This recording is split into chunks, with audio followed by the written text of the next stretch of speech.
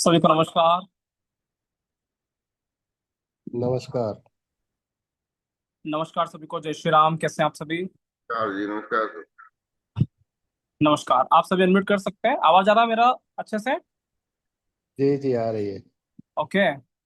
सभी अपने video on रखिए एक बार, है ना। आप सभी के दर्शन मुझे हो जाए तो एक बार सभी वीडियो ऑन रखिए। ठीक है। ओके। तो मेरा वही सभी को क्लियर है? एक बार आप अनम्यूट करके बता दीजिए, फिर क्लास को स्टार्ट करते हैं अपन।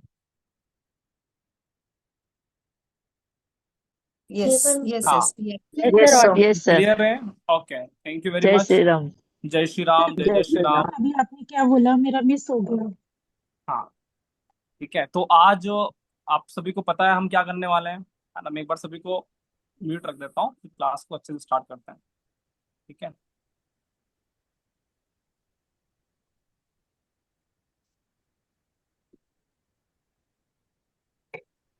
नमस्कार सर।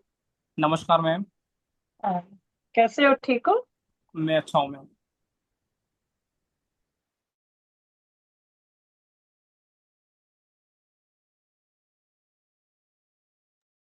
तो आज हम पढ़ने वाले हैं रामायण ज्योतिष के बारे में। ठीक है। तो यहाँ पे कई सारे मेंबर्स होंगे जो पहले से हमसे ज्योतिष का कोर्स कर चुके हैं, है ना। मेरे ओल्ड स्टूडेंट रहे होंगे, कई सारे ऐसे स्टूडेंट हैं जिनको अभी तक नहीं पता है कि रामायण ज्योतिष कैसे होता है।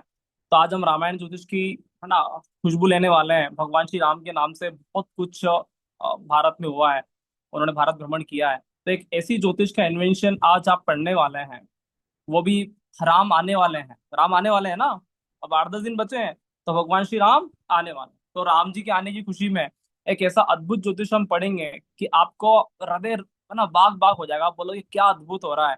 तो रामायण ज्योतिष के माध्यम से बहुत कुछ समझा जा सकता है। रामायण ज्योतिष क्या है ना। हमारा 3 महीने का कोर्स भी आने वाला है, किस तरह से हम पढ़ाते हैं। आज मैं आपको एक ही सेशन में आपको पूरा ज्योतिष सिखाने वाला हूँ, जिसमें रामायण ज्योतिष का भी थीम रहेगा। कैसे रामायण के माध्यम से ज्योतिष को समझा जा सकता है। अगर कोई मेंबर्स कह दे कि सर हमें ज्योतिष नहीं आता है, उन लोग को सिर्फ रामायण आता है। रामायण आता है ना, भगवान श्री राम को जानते हो ना, हृदय से मानते हो ना, बस हो गया। अगर रामायण आता है तो मतलब ज्योतिष अपने आप प्रकट होगा, क्योंकि ज्योतिष जीवन जीने की कला है। ज्योतिष को सिखाया नहीं जा सकता, ज्योतिष पढ़ा नहीं जा सकता, ज्योतिष स्व में प्रकट होता है। और आज अभी क्लास की स्टार्टिंग में मैं बोल रहा हूँ, है ना, 60 मिनट बाद, 80 मिनट बाद आप खुद महसूस करोगे कि हाँ भैया, ज्योतिष सच में महसूस होता है। और ज्योतिष सच में अद्भुत है, और रामायण ज्योतिष बहुत यूनिक होने वाला है। तो मैं स्क्रीन शेयर करता हूँ और आज की क्लास का स्टार्ट करते हैं। तो आप सभी बने रहिएगा अंत तक, क्योंकि मैं एक ही फ्लो में बोलूंगा, है ना। 60 मिनट मिनट का पिक्चर चलने वाला है आपके सामने। तो अद्भुत सेशन होगा, एक भी मिनट मिस मत करना, क्योंकि हमारा ज्योतिष काव्य में क्षमता के साथ चलता है। मैं आपको कविता के माध्यम से, है ना, संगीत के माध्यम से ज्योतिष का, रामायण का, कृष्णमूर्ति पद्धति का, वैदिक पद्धति का और भृगुनंदी नाड़ी पद्धति का घोल मिला के पूरी की पूरी ज्योतिष सिर्फ 60 मिनट में समझाने का प्रयास करूंगा। आप सभी, है ना, कृपया मुझे, है ना, सहयोग अवश्य दीजिएगा। चलिए स्टार्ट करते हैं। तो भगवान श्री राम का नाम लेके, तो मैं स्क्रीन शेयर करता हूँ और होपफुली आप सभी को स्क्रीन दिख रहा होगा। ठीक है। चलिए। तो रामायण ज्योतिष क्या है, तो ये स्क्रीन पे आपको फर्स्ट पेज दिख रहा है। ठीक है। रामायण ज्योतिष एक अद्भुत ज्योतिष, ज्योतिष का ऐसा अनूठा संगम जिसमें कुछ भी याद करने की आवश्यकता नहीं है। सिर्फ भगवान श्री राम का, राम के नाम का जादू का आवश्यकता है। राम के नाम का जादू हो जाएगा, ज्योतिष प्राकट्य हो जाएगा। ठीक है। Learn astrology with Rahul Maheshwari, मैं स्वयं राहुल माहेश्वरी बोल रहा हूँ, है ना। हमारी टीम का नाम एस्ट्रोश्री एंड फलित ज्योतिष रिसर्च इंस्टीट्यूट है। ठीक है। तो भगवान श्री राम को प्रणाम करते हुए आज की क्लास का शुभारंभ करते हैं। एस्ट्रोश्री टीम जो है, ये मधु मैडम ने अपनी आत्मा से इसको संजोया है, हृदय से संजोया है। इतना अद्भुत उनका योगदान रहा है कि शब्दों में बयां नहीं किया जा सकता। तो ये मेरी माँ भी है ना, मेरे अच्छे दोस्त भी हैं। और हमारा ही एस्ट्रोसी में, हमारा ही फलित ज्योतिष रिसर्च है, और हम मिलकर एक साझा इंस्टीट्यूट को रन करते हैं। ये है मेरे गुरुदेव प्रोफेसर तिवारी सर, है ना, द ग्रेट मैन। ज्योतिष में, है ना, सूर्य है ना, सूर्य का चमक और इनों का ज्योतिष का चमक लगभग समान है। तो बहुत अद्भुत ज्योतिष पढ़ाते हैं। बहुत यूनिक ज्योतिष इनों का है, और ज्योतिष से भी ज्यादा इनों का हृदय बहुत बड़ा है। तो मैं प्रणाम करता हूँ अपने गुरु को। और मैं स्वयं राहुल महेश्वरी, आप सभी मुझे सुन ही रहे हैं। चलिए, तो रामायण ज्योतिष क्या है? रामायण ज्योतिष एक अद्भुत थीम है, ठीक है, हम जिसमें हम, है ना, ज्योतिष का एक पाठ्यक्रम नहीं है, अपितु ये प्रत्येक जीव के जीवन का आधार है, सार है, जिसमें हम वैदिक कृष्णमूर्ति पद्धति, भृगु नदी नाड़ी पद्धति और रामायण के माध्यम से बहुत कुछ सीखने वाले हैं। चलिए, स्टार्ट करते हैं आज की क्लास का। तो आज की क्लास को स्टार्ट करते हैं वेदों के माध्यम से। वेद क्या होते हैं, मतलब ज्योतिष को समझना है तो हमको बिल्कुल उसकी नींव पे जाना पड़ेगा कि ज्योतिष का प्राकट्य कहाँ से हुआ। ठीक है, तो वेद भारत की सबसे पुराना ग्रंथ, और भारत का नहीं, समूचे विश्व का, अखंड विश्व का सबसे पुरानी किताब अगर कोई है तो उसको बोलते हैं वेद। तो वेद क्या है? सबसे पहले वेद को समझना जरूरी है। एक बार वेद समझ में आएगा तो ज्योतिष की सार्थकता हमें समझ में आएगा। तो वेद का मतलब क्या है? तो वेद का मतलब होता है ज्ञान। जहां पर भी नॉलेज प्रकट हो, जहां पर भी ज्ञान प्रकट हो, वहां पे वेद स्वाभाविक रूप से प्रकट हो जाता है। वेदों के 6 अंग होते हैं। वेदों के कितने अंग होते हैं? वेदों को समझने के लिए हमें 6 अंगों को समझना जरूरी है। ठीक है, अब ये वेदों के 6 अंग जिसने समझा वो पूरी तरह से हर तरह की चीजों को समझने में सक्षम है। अब चाहे वो डिजिटल मार्केटिंग करें, चाहे फिजिक्स का टीचर हो, चाहे मैथमेटिक्स का टीचर हो, कुछ भी हो, जिन लोगों ने वेदों को बहुत गहराई से समझा, आज ये हम वेस्टर्न कल्चर में लोग है ना, अलग अलग तरह से, है ना, रिसर्च करते हैं, तो ये भी वेदों को समझ के करते हैं, हमारी संस्कृत को पढ़ते हैं। चलिए, तो वेद क्या है? वेद के 6 अंग हैं। पहला अंग होता है शिक्षा। शिक्षा को निर्देशित करते हैं नाक से, है ना, नाक को बोलते हैं शिक्षा। ठीक है, समझो कि किसी व्यक्ति का अगर नाक काट दिया तो उसको बोलते हैं कि अपमान किया। किसी व्यक्ति का अगर शिक्षा बहुत अच्छा होता है तो लोग प्राचीन, है ना, भाषा में बोलते हैं कि भैया नाक ऊंचा हो गया, हमारे बेटे ने नाक ऊंचा कर दिया, क्या बढ़िया, है ना, उसका एजुकेशन हुआ है। निरुक्त को बोलते हैं कान। कान करता तो सुनाई देना। तीसरा अंग होता है वेदों का अंग, तीसरा अंग बहुत महत्वपूर्ण है, ठीक है, जिसको बोलते हैं ज्योतिष। वेदों का तीसरा अंग होता है जिसको बोला जाता है ज्योतिष। और ज्योतिष के माध्यम से हम आज बहुत सारी बातें समझने वाले हैं। चौथा अंग होता है व्याकरण। अगर कोई व्यक्ति बहुत अच्छे से बात करता है और उसका ग्रामर में प्रकरण नहीं है, वो शुद्ध व्याकरण में बात नहीं कर पा रहा है, तो लोग उसकी बात को कभी नहीं समझ सकते। तो वेदों को समझने के लिए आपको व्याकरण को समझना बहुत जरूरी है। पांचवा अंग होता है हाथ। ठीक है, इसको बोलते हैं समय। वो लोग बोलते हैं कि हमारे हाथ में क्या है? आपके हाथ में समय है। ठीक है ना, समय का सदुपयोग उसने किया तो उसने बहुत कुछ कर लिया। लास्ट होता है छंद पाद। कितना बोलना है, कितना चलना है, ये बहुत जरूरी है। तो पाद का अर्थ होता है ना, रुकना, चलना, पाँव से इसको निर्देशित करते हैं। तो कभी कभी जीवन में ऐसा होता है कि जरूरी नहीं आपको हर जगह बोलना है, कभी कभी रुकना भी आवश्यक होता है। चलिए, यहाँ पे मैं क्या समझाना चाह रहा हूँ। वेदों के 6 अंग होते हैं, सबकी अपनी अपनी एक बहुत अलग अलग स्टोरी है। क्योंकि हम इन सारी चीजों पे नहीं जाएंगे, हमारा मुख्य लक्ष्य एक ही है कि वेदों का अंग होता है एक नेत्र, जिसको बोलते हैं ज्योतिष। वेदाणाम चक्षु ज्योतिष। और ज्योतिष क्या करता है? तो ज्योतिष देता है दृष्टि। आप श्रीमद् भागवत गीता पढ़ें, आप रामायण पढ़ें, आप कुछ भी पढ़ें, जब तक हम ज्योतिष को नहीं समझ पाएंगे तब तक हम किसी भी ग्रंथ को समझ नहीं सकते हैं। अच्छा, किसी के मैसेज आ रहे हैं, मेरा वॉइस डिस्टर्ब है ना, तो कोई मुझे अपने ओल्ड स्टूडेंट करके एक बार मैसेज करिए कि सब सही चल रहा है। बीनू मैडम, कोई भी सही मैडम चल हो? रहा है सर, सही चल रहा है। Thank you ma'am, thank you Madhu ma'am. चलिए, तो ज्योतिष का, है ना, नेत्र होता है। तो ज्योतिष का अंग होता है नेत्र। और नेत्रों के माध्यम से हम कोई भी किताब को अच्छे से देख पाते हैं, समझ पाते हैं, है ना, इसको क्लियर कर पाते हैं। बिना नेत्र के आप रामायण पढ़िए, समझ में आएगा? नहीं आएगा। गीता पढ़िए, समझ में आएगा? नहीं आएगा। तो नेत्र के बिना कुछ भी नहीं होता है। और ज्योतिष क्या है? लोग कहते हैं कि भैया ज्योतिष तो भूत भविष्य वर्तमान बताता है। ना ना ना, किसने कह दिया? है ना, उसको पकड़ो जाके। ज्योतिष भूत भविष्य वर्तमान नहीं बताता। ज्योतिष आपको दृष्टि देने का कार्य करता है। व्यक्ति स्वयं अपना भूत, स्वयं अपना वर्तमान और स्वयं अपना भविष्य खुद देखे, खुद वो दृष्टा भाव से समझ ले, उसको ज्योतिष कहा जाता है। तो ज्योतिष का एकमात्र कार्य है कि वो दृष्टि दे। और मैं आपको यहाँ पे रामायण ज्योतिष में सिर्फ दृष्टि देने आया हूँ, मैं यहाँ पे पढ़ाने नहीं आया हूँ। आप मेरे से अच्छी ज्योतिष जानते हो, आप बहुत अच्छे से ऑलरेडी मास्टर इन चीजों में। मैं आपको सिर्फ दृष्टि देने आया हूँ कि मैं ज्योतिष को किस तरह से देखता हूँ और मेरी दृष्टि में ज्योतिष क्या है। चलिए स्टार्ट करते हैं। तो वेदों के माध्यम से हम ज्योतिष को स्टार्ट करने वाले हैं। ज्योतिष की महत्वता क्या है? तो ज्योतिष की महत्वता बहुत सारी जगह आती है हमारे डे टू डे लाइफ में, ठीक है। तो ज्योतिष की तो महत्वता होता है सबसे पहले भाग्य की दृष्टि से, कि भैया भाग्य कैसा होगा, इसको जानने के लिए लोग ज्योतिषी के पास आते हैं। फिर बोलते हैं भैया वैज्ञानिक दृष्टि से, है ना, विज्ञान को बहुत अच्छे से समझ पाते हैं, कब सूर्य ग्रहण लगने वाला है, कब चंद्र ग्रहण लगने वाला है, कब समय चक्र बदलेगा, आदि आदि, ठीक है। गणित की दृष्टि से, गणित का पूरा सूर्य सिद्धांत है, उसके माध्यम से आपका फिजिक्स, है ना, क्वांटम थ्योरी थ्योरी, हर तरह का मैथमेटिक्स सूर्य सिद्धांत से निकला हुआ है। उसके बाद बात करते हैं जीवन जीने की दृष्टि से, ये हमारा मुख्य आधार है, फिलोसॉफी है कि ज्योतिष अगर आपको अच्छे से आता है तो आपको जीवन जीने की एक नया आयाम मिलता है, दृष्टि मिलता है, बहुत आवश्यक है।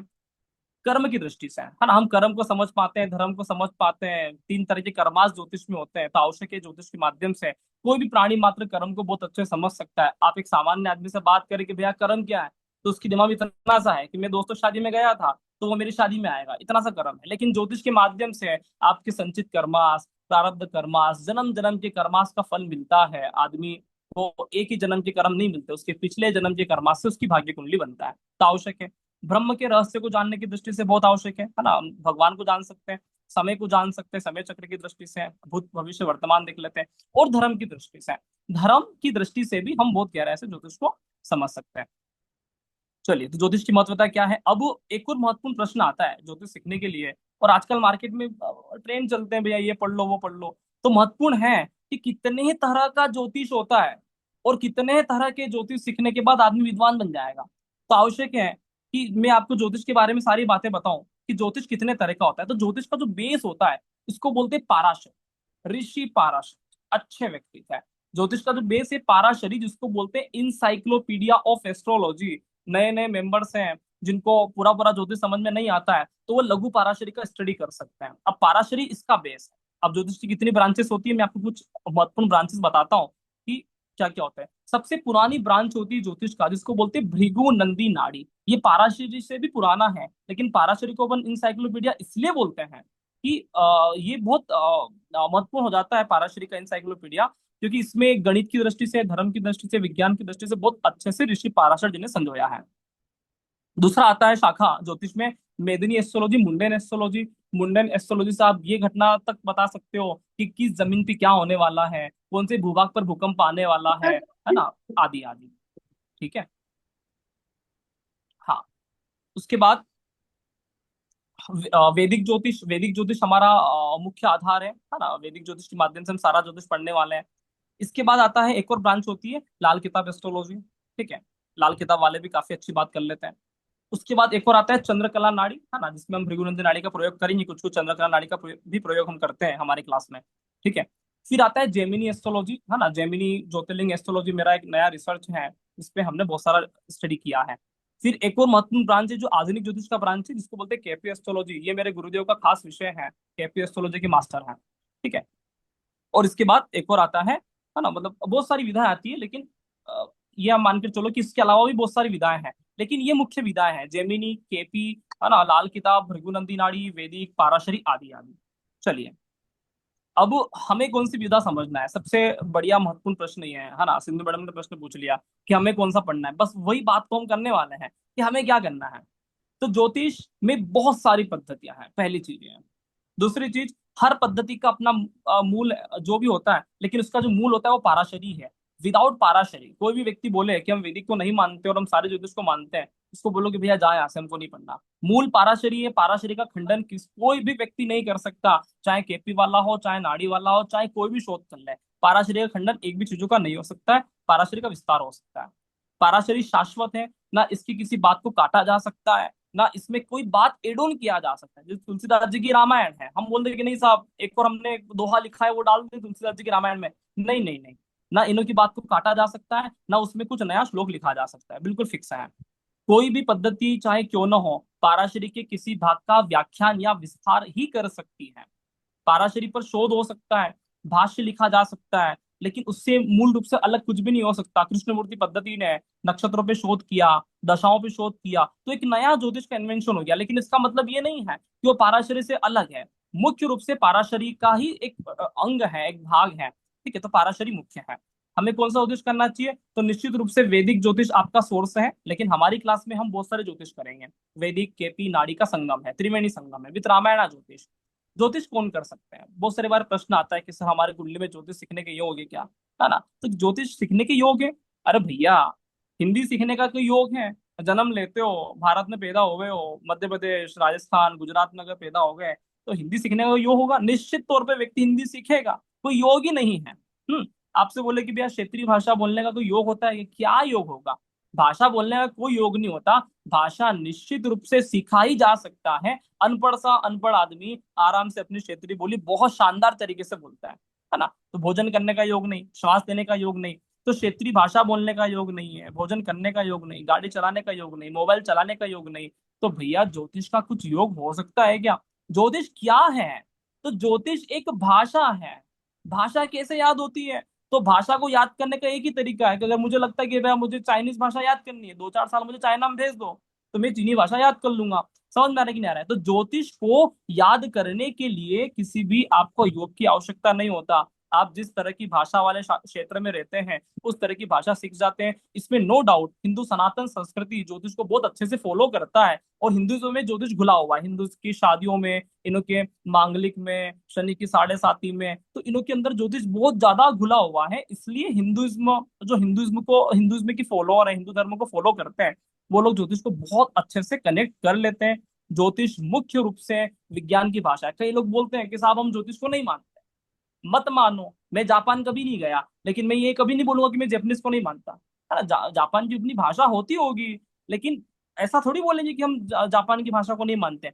ज्योतिष की अपनी भाषा है, जो विज्ञान की बात करता है, जो ग्रह की बात करता है, राशि की बात समझता है, नक्षत्र की बात समझता है, आकाश मंडल की गणना करता है। तो हमें वो लैंग्वेज आना जरूरी है ना? अगर हमें वो लैंग्वेज नहीं आता है, हम आसमान को नहीं कैलकुलेट कर सकते हैं, तो इसका मतलब ये नहीं है कि हम बोल देंगे कि साहब आसमान होता ही नहीं है। आपके कहने से क्या होगा?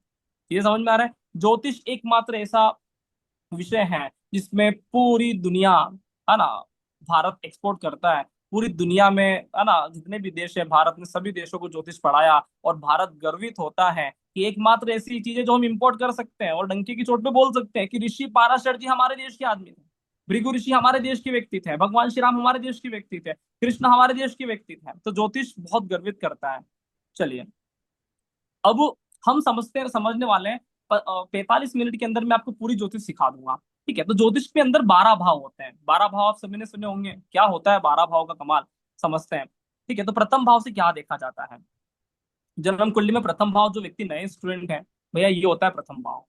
यहाँ पे कुछ भी नंबर लिखा हुआ हो सकता है, कोई फिक्स नहीं है, कुछ भी हो सकता है। आगे कहानी की बात करें कैसे होता है, लेकिन ये प्रथम भाव होता है। प्रथम भाव से क्या देखा जाता है?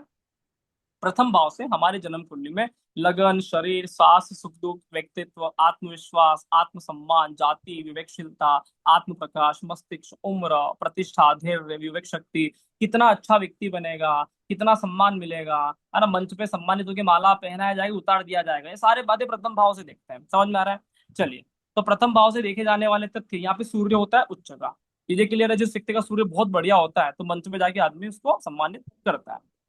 एक छोटी सी कविता के माध्यम से प्रथम भाव से देखे जाने वाले तथ्य की बात करेंगे कि आत्मज्ञान से परिपूर्ण हूँ, विवेक शक्ति बढ़ाता हूँ। प्रथम भाव से क्या देखते हैं? आत्मज्ञान से परिपूर्ण हूँ, विवेक शक्ति को बढ़ाता हूँ, प्रकाश सभी को देता हूँ, स्वाभिमान का कारक हूँ, नाम सम्मान में शामिल हूँ, 12 भाव का मालिक हूँ, प्रातः जल्दी उठ जाने से निरोगी भी मैं बनाता हूँ। जिस व्यक्ति का प्रथम भाव कमजोर है, सूर्य जन्म कुंडली में कमजोर है, मान सम्मान नहीं मिलता है, पद प्रतिष्ठा की कमी है, प्रातः काल सूर्योदय से पहले उठ जाना चाहिए। चलिए, द्वितीय भाव से क्या देखते हैं? द्वितीय भाव, है ना, कल शरद पूर्णिमा मनाया था ना, बस उसका ही भाव है। द्वितीय भाव जन्म कुंडली में धन का, बैंक अकाउंट का, अमूल्य धातु, रत्न, जेवरात, केश, कुटुंब, पैसा ही पैसा जेब में, कोई दिक्कत नहीं है ना? चांद से सुंदर चेहरा देता है, खाने पीने का शौक देता है, अच्छी भाषा बोलने की कला देता है, ऐसी आवाज जो, है ना, मन ही मन में आदमी मुस्कुरा उठे। तो ये सारी चीजें द्वितीय भाव से देखी जाती हैं। द्वितीय भाव जन्म कुंडली में कहाँ पे आता है? जो नए विद्यार्थी है, ये यहाँ पे आता है। बस ये भाव आपका मजेदार होना चाहिए। मजेदार नहीं होगा तो उसकी रेमेडीज भी बता दूंगा कैसे मजेदार कर सकते हैं। चलिए, तो द्वितीय भाव में काल पुरुष कुंडली से चंद्रमा उच्च का होता है। एक छोटी सी कविता के माध्यम से भाव दो से क्या देखते हैं उसको समझते हैं। धन दौलत सभी मुझी में, जिसका भाव दो मजबूत होता है, क्या बोलता है? धन दौलत सभी मुझी में, वस्त्र आभूषण भी मुझी से, मुख वाणी नयन भी मैं हूँ, चांद से सुंदर चेहरा देता हूँ, बातों बातों में ही पटा लेता हूँ, बोलकर धन कमा लेता हूँ, भरे कुटुंब का मालिक भी हूँ, अच्छा भोजन दिलवा देता हूँ। भाव दो जहाँ पे चंद्रमा उच्च का होता है, और भैया जिस भी व्यक्ति की जन्म कुंडली में चंद्रमा बढ़िया होता है तो क्या क्या मिलेगा? धन, कुटुंब, वाणी, चांद से सुंदर चेहरा, लोग आकर्षण फील करते हैं, अच्छा लगता है बातचीत करना, 10 मिनट कोई बात करे तो उसका दिन बन जाता है। तो ये सारी चीजें हम जन्म कुंडली के सेकंड हाउस से देखते हैं कि अगर आपकी जन्म कुंडली में सेकंड हाउस अच्छा होगा, लोग आपसे मिलते से ही आपसे बात करना चाहेंगे, बोलेंगे आपकी आवाज कितनी बढ़िया है, मजा आ रहा है। चलिए, तृतीय भाव। ठीक है, तृतीय भाव से क्या देखते हैं? तृतीय भाव से हम देखते हैं सहज भाव, पराक्रम भाव। मैंने अभी 2 दिन पहले एक वीडियो बनाया था, राहुल माहेश्वरी चैनल पर आप जाके सब्सक्राइब कर सकते हैं, वहां से आपको बहुत सारी इन्फॉर्मेशन मिलेगी। तृतीय भाव सहज भाव है, जातक के लिए छोटा भाई बहन, पराक्रम, धैर्य, लेखन, बौद्धिक विकास, है ना, भाषण, संप्रेषण, है ना, हर तरह के आज के जमाने के हर तरह की चीजें। आज हम जूम पे सेशन ले रहे हैं, तृतीय भाव। व्हाट्सएप से लिंक मिला, तृतीय भाव। फेसबुक से ज्वाइन किया, तृतीय भाव, है ना, इंस्टाग्राम पे रील से देखा, तृतीय भाव। हर तरह की वो चीजें जो हम ये डिजिटल मार्केट में घूम रहे हैं, है ना, सारी चीजों में घूम रहे हैं, सारा तृतीय भाव होता है। जन्म कुंडली में तृतीय भाव कहाँ पे आता है? ये यहाँ पे आता है, तृतीय भाव। एक छोटी सी कविता के माध्यम से तृतीय भाव में क्या देखते हैं वो चीजें हम समझने की कोशिश करते हैं। तृतीय भाव, सारी माया का मूल में हूँ, सारी माया का मूल मैं हूँ, अवचेतन मन में हूँ, संचार प्रसारण भी करता हूँ, लेखन कला भी रखता हूँ, विस्तार अनंत ही मुझी में, मायावी दुनिया दिखाता हूँ, बैठे बिठाए सारे कार्य को अपने दम पे करवाता हूँ। और भैया तृतीय भाव में राहु उच्च का होता है, और राहु की ताकत क्या ये से समझ लोगे क्या? राहु ऐसा व्यक्ति है कि अपने दम पे बैठे बिठाए, आज गंगा घर बैठे आ गई, रामायण ज्योतिष घर बैठे कर पा रहे हो, कारण क्या? Rahu the great man. ठीक है, तो ये युग किसका है? राहु का युग। आगे हम समझेंगे कि रामायण ज्योतिष में राहु को रावण कहा जाता है, और ये इसका युग चल रहा है। समझ में आ रहा है कि नहीं आ रहा है? तृतीय भाव सब कुछ अपने दम पे करवाने की ताकत रखता है, ऑनलाइन कम्युनिकेशन आदि आदि। चलिए, चतुर्थ भाव से क्या देखते हैं? जो नए विद्यार्थी हैं, उनके लिए काव्य क्षमता भी मैं रखा हूँ कि कविताओं के माध्यम से कनेक्ट करें। चतुर्थ भाव होता है ना हमारे जन्म कुंडली में, है ना, जातक के जीवन में आने वाले हर तरह के सुख भाव, भूमि का, संपत्ति कितना होगा, वाहन, कार वार होगा, स्कॉर्पियो होगा, ठीक है, जेवर, गाय भैंस, हृदय, घर में मिलने वाली असीम शांति, कि घर गए और सुख ही सुख मिल रहा है, ये सारी चीजें हम चतुर्थ भाव से देखते हैं। इसको बोलते हैं मोक्ष त्रिकोण का केंद्र भाव। जिसका चतुर्थ भाव बहुत बढ़िया होता है, वो व्यक्ति परम आनंद से, परम सुखों से के साथ रहता है। हर तरह के वेद, ग्रंथ, ज्ञान, गीता, गंगा स्वतः उसके घर प्रकट हो जाती है ना, घर पे कोई भगवान प्रकट हो जाता है। बहुत बढ़िया भाव है, इसको सुख का भाव बोला जाता है, इसको हृदय का भाव बोला जाता है, इसको कविता का भाव बोला जाता है। चलिए, चतुर्थ भाव से क्या देखते हैं? यहाँ पे गुरु उच्च के होते हैं, और ज्योतिष का मूल है क्या है? भक्ति भाव में रहता हूँ, नदियों को पूजने वाला हूं। ये भारत देश की बात करता है। भारत देश की बात करेंगे कि पूरी जन्म कुंडली में भारत देश कौन सा है, तो पूरी जन्म कुंडली में भारत देश का भाव है चतुर्थ भाव। और चतुर्थ भाव से जो जो भी देखा जाता है वो आपके भारत से देखा जाता है, वो हमारे भारत से देखा जाता है। चाहे यहाँ पे चतुर्थ भाव में कर्क राशि आती है तो कर्क रेखा निकलती है। एक कविता पढ़ते फिर अध्ययन करते हैं। भक्ति भाव में रहता हूँ, नदियों को पूजने वाला हूँ, वेद पाठ का अध्ययन है तू गुरुकुल बनाने वाला हूँ, सारे सुखों का कारक हूँ, भूमि वाहन दिलवाता हूँ, संस्कार का पालन करके हिंदू संस्कृति अपनाता हूँ। भाव 4, जहाँ पे गुरु उच्च का होता है, जो गाय का पालन करता है, जो नदियों की पूजा करता है, जो गंगा की पूजा करता है, जो स्त्री की पूजा करता है, जो तुलसी की पूजा करता है, जो राधा की पूजा करता है, ये सारी चीजें भाव 4 में देखी जाती है कि भैया हृदय राधा तो कृष्ण कर्म है, हृदय राधा तो कृष्ण कृष्ण कर्म है। चतुर्थ भाव आपके राधा का है कि आपके हृदय में होने वाले समस्त भाव जब प्रकट होते हैं, वही चतुर्थ भाव क्रिएट होता है। और भारत के ऋषि मुनि भाव पे बात करते थे, बहुत गहरी गहरी बातें करते थे। समझ में आ रहा है? गुरु उच्च का होता है यहाँ पे, जिसका गुरु बहुत बढ़िया होता है उसका निश्चित रूप से चतुर्थ भाव बढ़िया हो जाता है। चलिए, पंचम भाव, ये अद्भुत भाव है ना, इसके जैसा भाव नहीं पूरी जन्म कुंडली में। पंचम भाव संतान का, संतान ही नहीं, हर तरह का नया नया क्रिएशन हो गया, चाहे व्हाट्सएप का उत्पादन हो गया, फेसबुक का आ गया, इंस्टाग्राम नया आ गया, गूगल आ गया, चैट जीपीटी नया आ गया, एआई नया आ गया। हर तरह की नई नई चीजें पंचम भाव से ही देखा जाता है, जिसमें शास्त्र ज्ञान हो गया, कोई नया कार्य हो गया, ये रामायण ज्योतिष हो गया। एकदम नया लगता है ना कि भैया ये कौन से वेदों में लिखा गया, अद्भुत है ना, नया है, ऐसा ना कोई कभी कहा ना कभी कहेगा। तो रामायण ज्योतिष अद्भुत ज्योतिष है कि भैया ये ऐसी ज्योतिष जो प्रकट हो गया, बात करते करते, आपके ऐसे अच्छे खासे स्टूडेंट थे, बात करते करते ज्योतिष को प्रकट करवा लिया गया। चलिए, तो पंचम भाव क्या है? पंचम भाव एक छोटी सी कविता के माध्यम से समझते हैं कि सभी अधिकार मेरे पास, राजा का भी राजा कह दो, रचना सभी में ही करता हूँ, मुझे ही तुम भगवान कह दो, जन्म जन्म की बातें मुझ में, संतान जन्म का कारक कह दो, अटूट होकर खड़ा रहे वह, पवित्र प्रेम को पंचम कह दो। पंचम भाव प्रेम का होता है, संतान का होता है। प्रेम एकमात्र ऐसी अद्भुत कृति है जो जिसको तोड़ा नहीं जा सकता, जिसका टूटने का कोई रिवाज नहीं है, जो आत्मा तक ही प्रकट होता है। प्रेम को छोड़ने का विषय नहीं है, प्रेम भीतर ही भीतर समा जाता है। पंचम भाव हमारे जन्म कुंडली में प्रेम का, दर्शन का, अद्भुत ज्ञान का, आत्मा का, संतान का और हर तरह के उच्च स्तरीय अधिकार का और वरदान का। अटल बिहारी वाजपेयी बोलते हैं ना, वरदान मांगूंगा नहीं। पंचम भाव हर तरह के वरदान देने का है। समझ में आ रहा है कि नहीं आ रहा है? चलिए, छठा भाव। छठा भाव क्या है? छठे भाव जन्म कुंडली में देखते हैं, ये होता है छठा भाव। ये हो गया छठा भाव। जन्म कुंडली में षष्ठ भाव से रोग, दुख, दर्द, रक्तस्राव, है ना, सर्जरी, डिप्रेशन, मुकदमा, लड़ी झगड़े हो गए, है ना, उसने मुझे ये कह दिया, उसने मुझे ये कह दिया, अपमान मिल गया, अरे भैया क्या कर रहे हो, ये सारी चीजें छठे भाव से देखी जाती है। जिसके व्यक्ति की जन्म कुंडली में छठा भाव मजबूत होता है, व्यक्ति बहुत संघर्ष करता है। चलिए, एक छोटी सी कविता के माध्यम से छठे भाव में क्या देखा जाता है समझते हैं। दुख दर्द चिंता करता हूँ, जबरदस्ती का, दुख दर्द चिंता करता हूँ, लड़ी झगड़े में भी आगे हूँ, रोग कर्ज बढ़ा देता हूँ, अधिक सोचने वाला हूँ, मेहनत बहुत करता हूँ, मेहनत बहुत करता हूँ, हिम्मत रखने वाला हूँ, संकल्प वचन का पक्का हूँ, जो ठाना है वो कर जाता हूँ। छठा भाव जन्म कुंडली में जिसका मजबूत होता है, वो व्यक्ति एक बार जो ठान ले वो कार्य होकर ही रहेगा। ये ऐसे लोग होते हैं कि रेगिस्तान में पानी की नदियां बहा देते हैं। तो जिसका छठा भाव बहुत मजबूत है, गजब का अद्भुत व्यक्ति होगा। बोले भैया क्या कर रहा है, समझ में आ रहा है? छठा भाव जन्म कुंडली में कालपुरुष कुंडली से आपका यहाँ पे दिखेगा। ठीक है, चलिए, सप्तम भाव क्या होता है?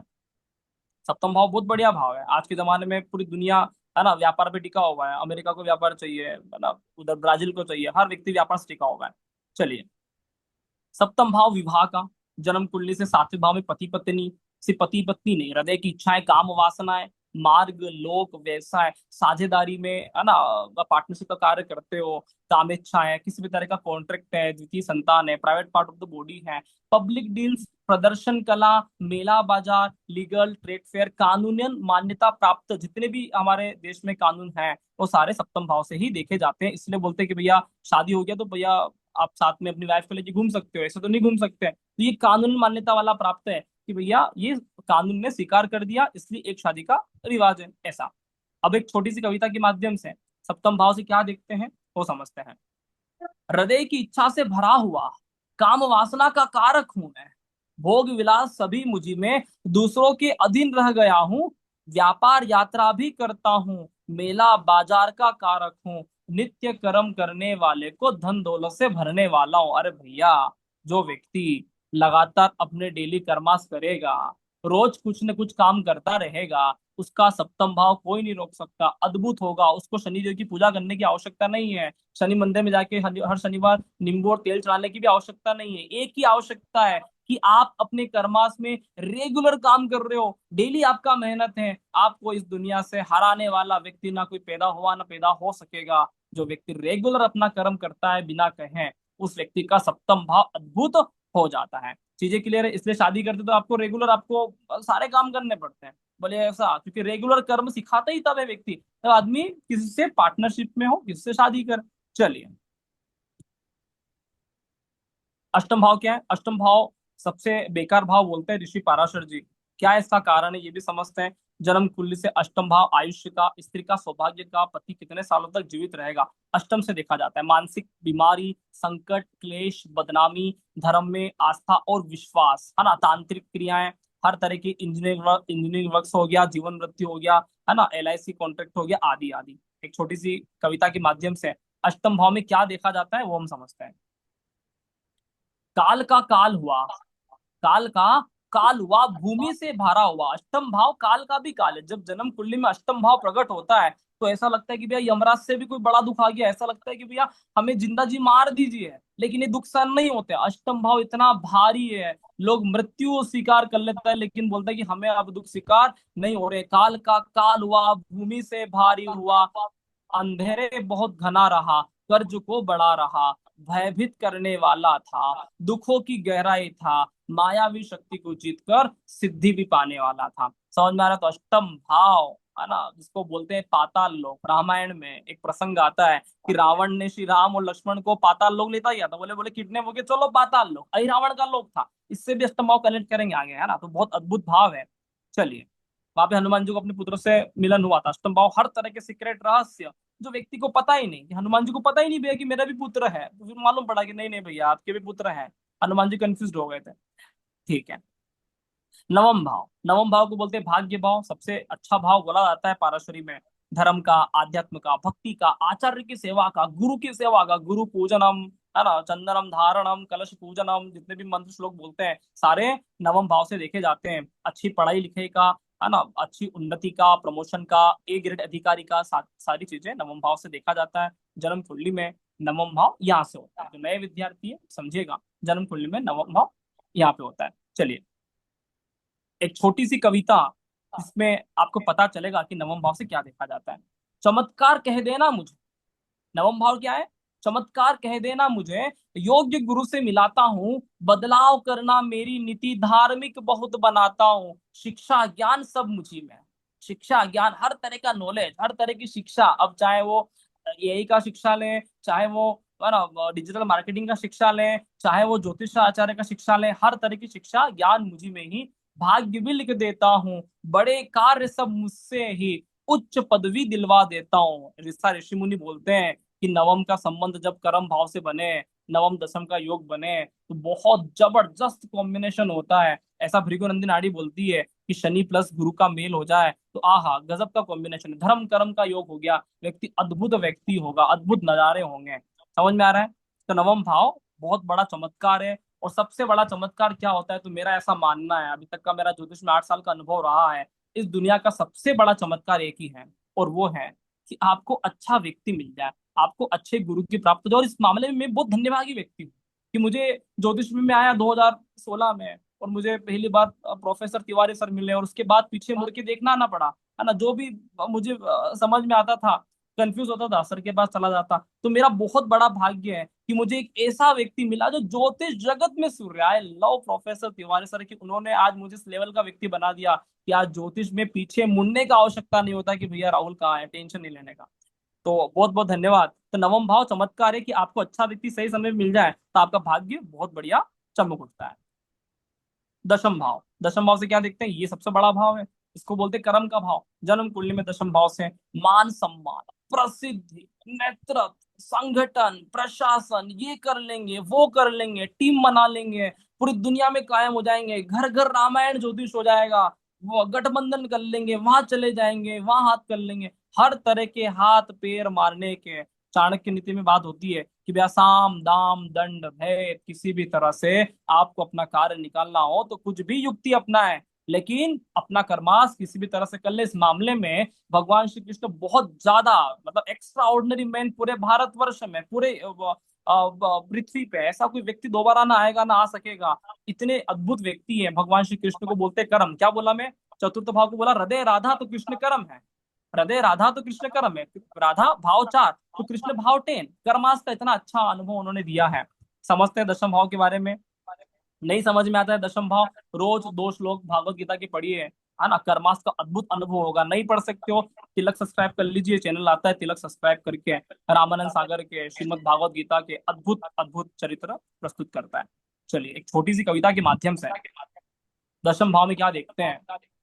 आकाश जैसा, आकाश जैसा विराट हूँ, है ना, कर्म करना मेरी नीति, मान सम्मान का अधिकार देता हूँ खूब प्रसिद्धि, दमखम संघर्ष दिखाता हूँ, लड़ना एकमात्र मेरी प्रीति। कृष्ण भगवान अर्जुन के आगे युद्ध में खड़े हो गए, बोले मैं नहीं कर सकता, मेरे दादाजी हैं, मैं कैसे फाइट करूंगा भैया, है ना। मधु मैडम प्लीज माइक म्यूट रखें, शायद आपकी तरफ से माइक चल रहा है।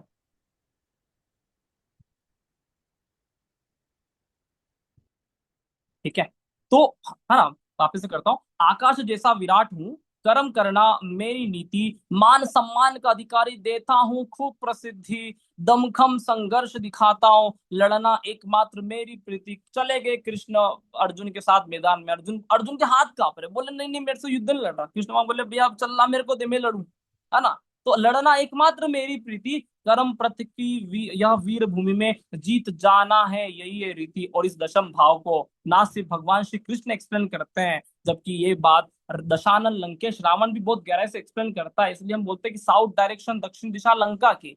रावण को पता चल गया, इंद्रजीत को पता चल गया कि भैया दो वनवासी व्यक्ति हैं, ये लगता है कि भगवान के अवतार हैं, हमने तीन शस्त्र का प्रयोग किया है, ब्रह्मा विष्णु महेश का, और इनका खटान नहीं है। बावजूद रावण ने बोला कि लड़ना एकमात्र प्रीति। अब तो युद्ध के मैदान में खड़े हो गए हैं, और एक अच्छा योद्धा का यही धर्म होता है कि अब मर जाएंगे रण क्षेत्र में, लेकिन अब पीछे मुड़कर नहीं आएंगे। ये कर्म क्षेत्र की बात है। इसलिए दशम भाव हर तरह के कर्म क्षेत्र हैं। आदमी की लड़ाई जीवन में कब होता है, कब लड़ी होता ही कब है, लड़ाई का मूल कारण ही क्या है, कर्मास।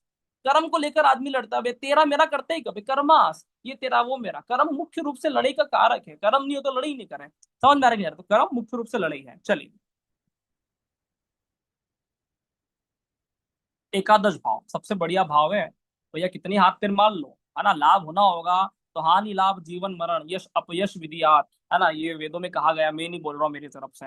एकादश भाव जन्म कुंडली में आय का, संपत्ति का, सिद्धि का, ऐश्वर्य का, कल्याण का। आप कितनी हाथ पैर मार लो, जब सच में आपकी जन्म कुंडली में ईश्वर देने आएगा तभी मिलता है। ये मेरा अनुभव रहा है। कितने ही हाथ पैर मार लो, कितने ही अपने आप को बादशाह समझो, लेकिन सच में ईश्वर देने आएगा तब ही मिलेगा। उसके अलावा उसकी नीति के विरुद्ध, है ना, बिना हम प्रकृति के विरोध में एक भी चीज को प्रकट नहीं कर सकते। रावण भी नहीं कर पाया, जो काल को किडनैप कर सकता था, देवता उसके अधीन थे, वो नहीं कर पाया। बिना ईश्वर के अनुमति के हम कुछ भी नहीं कर सकते हैं। तो एकादश भाव एक छोटी सी कविता के माध्यम से, एकादश भाव में क्या दिखते हैं, हर तरह की सिद्धि दूंगा, लेकिन कब दूंगा, जब समय आएगा। हर तरह की सिद्धि दूंगा, वैभव और ऐश्वर्य भी दूंगा, खूब शिक्षा से भर दूंगा, आमदनी मजबूत रखूंगा, multiple source of income, 11th house मजबूत होना चाहिए। सारी, है ना, सारी इच्छा पूर्ति करूंगा, जो चाहे वह दे दूंगा, जो मांगा वह मिलेगा, मेहनत से दोगुना दूंगा, कर्म नहीं तो खाली रखूंगा। तो ध्यान दीजिएगा, ये दोनों भाव दशम और एकादश भाव होते हैं, शनि के होते हैं, बिना कर्म के खाली रख देगा। चलिए, लास्ट होता है 12th हाउस, है ना, और भाव 12 कविता वाली के साथ आप पढ़ रहे हो, अद्भुत ज्योतिष का आप आनंद ले रहे हैं, है ना। तो जन्म कुंडली में भाव 12 विदेश यात्रा का, धैर्य का, दुख का। पहले के जमाने में इसको बोलते थे काले पानी की सजा, आजकल बोलते हैं कि बहुत बढ़िया। माता पिता भारत में रहते हैं, बच्चे विदेश में पढ़ रहे हैं, तो माता पिता प्रफुल्लित होते हैं कि मेरा बेटा लंदन में पढ़ रहा है। भले माता पिता को 4 दिन में एक बार फोन कर रहा होगा, लेकिन प्रसन्न है कि बेटा बहुत दूर के पढ़ाई कर रहा है। चलिए, तो हाँ, भाव 12 से क्या देखते हैं, एक छोटी सी कविता के माध्यम से। खर्च करना मेरा कार्य, भाव 12, खर्च करना मेरा कार्य, विदेश भी पहुंचाता हूँ, करके मोह भंग दुनिया का, आध्यात्मिक आध्यात्मिक भी बनाता हूँ, है ना। तो बड़े बड़े, है ना, ऋषि मुनि हुए हैं, है ना, किसी ने कुछ कह दिया, दुनिया से मोह भंग हो गया, तो भैया तुलसीदास जी रामायण लिखने लगे। पत्नी प्रेम में पागल आदमी थे, है ना, पत्नी प्रेम में पागल व्यक्ति थे ना, चले गए सावन महीने में पकड़ने, सांप को पकड़ के चले गए उनकी वाइफ के घर में, जो लगाया तुलसीदास जी की वाइफ ने। जिसको क्या बोलते हैं, 12th हाउस में शुक्र उच्च का, है ना। तो कोई आपका खास व्यक्ति आपको कुछ कह देता है, तो फिर आपके जो विरह के योग बनते हैं। तो आध्यात्मिक भी बनाता हूँ, भौतिक माया से भी भरा हुआ, अनंत खजाने का भी कारक हूँ, समुद्र जितना विशाल हूं मैं, सबकी प्यास मिटाता हूँ। ये भाव 12 में, है ना, इसको बोलते हैं क्षीर सागर, जिसमें भौतिक से लेकर आध्यात्मिक सारी की सारी कहानियां प्रकट होती है। और यही भाव 12 से हमारी जीवन स्टार्ट होता है। इसी को बोलते हैं सतयुग। आगे मैं आपको युग की धारणाएं सिखाऊंगा रामायण ज्योतिष के माध्यम से। इसी को बोलते हैं समुद्र मंथन, और इसी से आपका चंद्रमा भी निकला है। और इसी भाव 12 मीन राशि में जब सूर्य आता है, तो भारत क्या मनाते हैं, चैत्र नवरात्रि, हिंदू सनातन संस्कृति का नया साल स्टार्ट होता है। तो भाव 12 ना सिर्फ भौतिक से जबकि आध्यात्मिक से, ईश्वरीय सत्ता के लिए, वरदान के लिए, ब्रह्मा विष्णु महेश का त्रिवेणी संगम के लिए, क्षीर सागर के लिए, मोक्ष के लिए सबसे मुख्य भाव है। और अंतिम डेस्टिनेशन, किसी भी व्यक्ति का फाइनल डेस्टिनेशन, व्यक्ति का नहीं, आत्मा का, आत्मा का अंतिम डेस्टिनेशन भाव 12 ही है। इसके अलावा सारी डेस्टिनेशन फर्जी, सारे डेस्टिनेशन फर्जी है। अंतिम डेस्टिनेशन भाव 12 है कि व्यक्ति भगवान के हृदय में समा जाए, वैकुंठ को प्राप्ति हो जाए, है ना, क्षीर सागर में चला जाए, मोक्ष मिल जाए, भव सागर से पार हो जाए, इसी को भाव 12 बोला जाता है। चलिए, तो रामायण ज्योतिष एक अद्भुत ज्योतिष है। ठीक है, रामायण ज्योतिष के माध्यम से हम बहुत सारी बातें समझ सकते हैं। हमने सारे 12 भाव को समझ लिए, है ना, 12 भाव से देखे जाने वाले तथ्यों को समझ लिए। अब हम आगे हर 12 भाव को अलग अलग तरह से कनेक्ट करेंगे। अब रामायण ज्योतिष की महत्वता चालू होगी, तो बिल्कुल मिस मत करना, यहाँ से सेशन अद्भुत होने वाला है। देखिए, ध्यान दीजिएगा, रामायण ज्योतिष क्या है।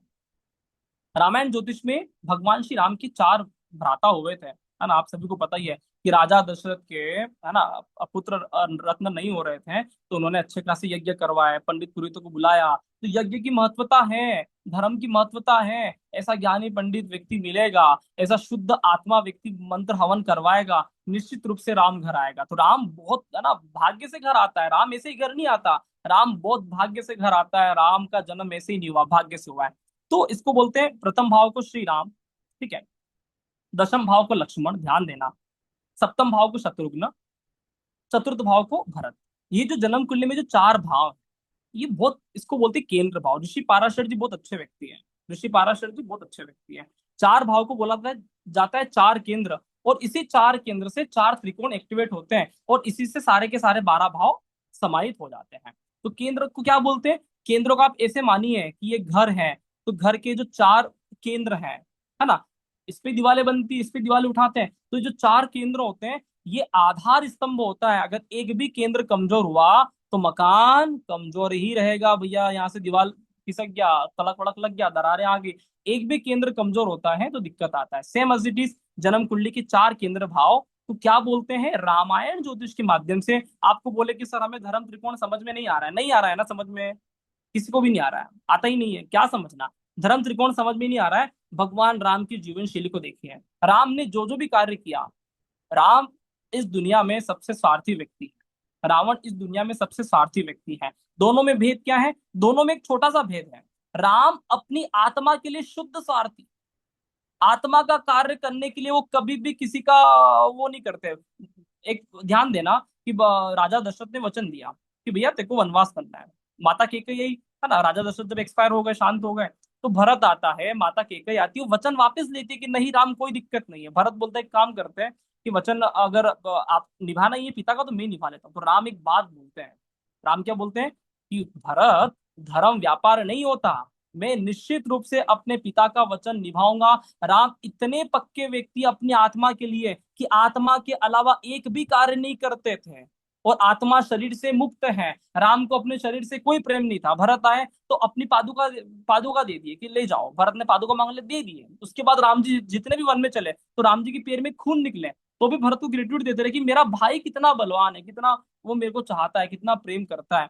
राम अपनी आत्मा के लिए शुद्ध स्वार्थी व्यक्ति, और जो व्यक्ति अपनी आत्मा की आवाज सुने और आत्मा एक ही बात जानता है, भक्ति और सत्यता, और भक्ति और सत्यता के लिए व्यक्ति को स्वार्थी ही होना चाहिए। यहाँ पे क्या आप परमार्थ करोगे, भक्ति और सत्यता निश्चित रूप से व्यक्ति करना चाहिए। रावण कहाँ स्वार्थी था, देह के लिए, काम चाहिए, लड़की मिल गई लड़की चाहिए, पैसा मिल गया पैसा चाहिए, बल चाहिए, छल चाहिए। ध्यान देना, तो राम को समझने के लिए धर्म, और धर्म को समझने के लिए क्या करना पड़ेगा, भक्ति और सत्यता।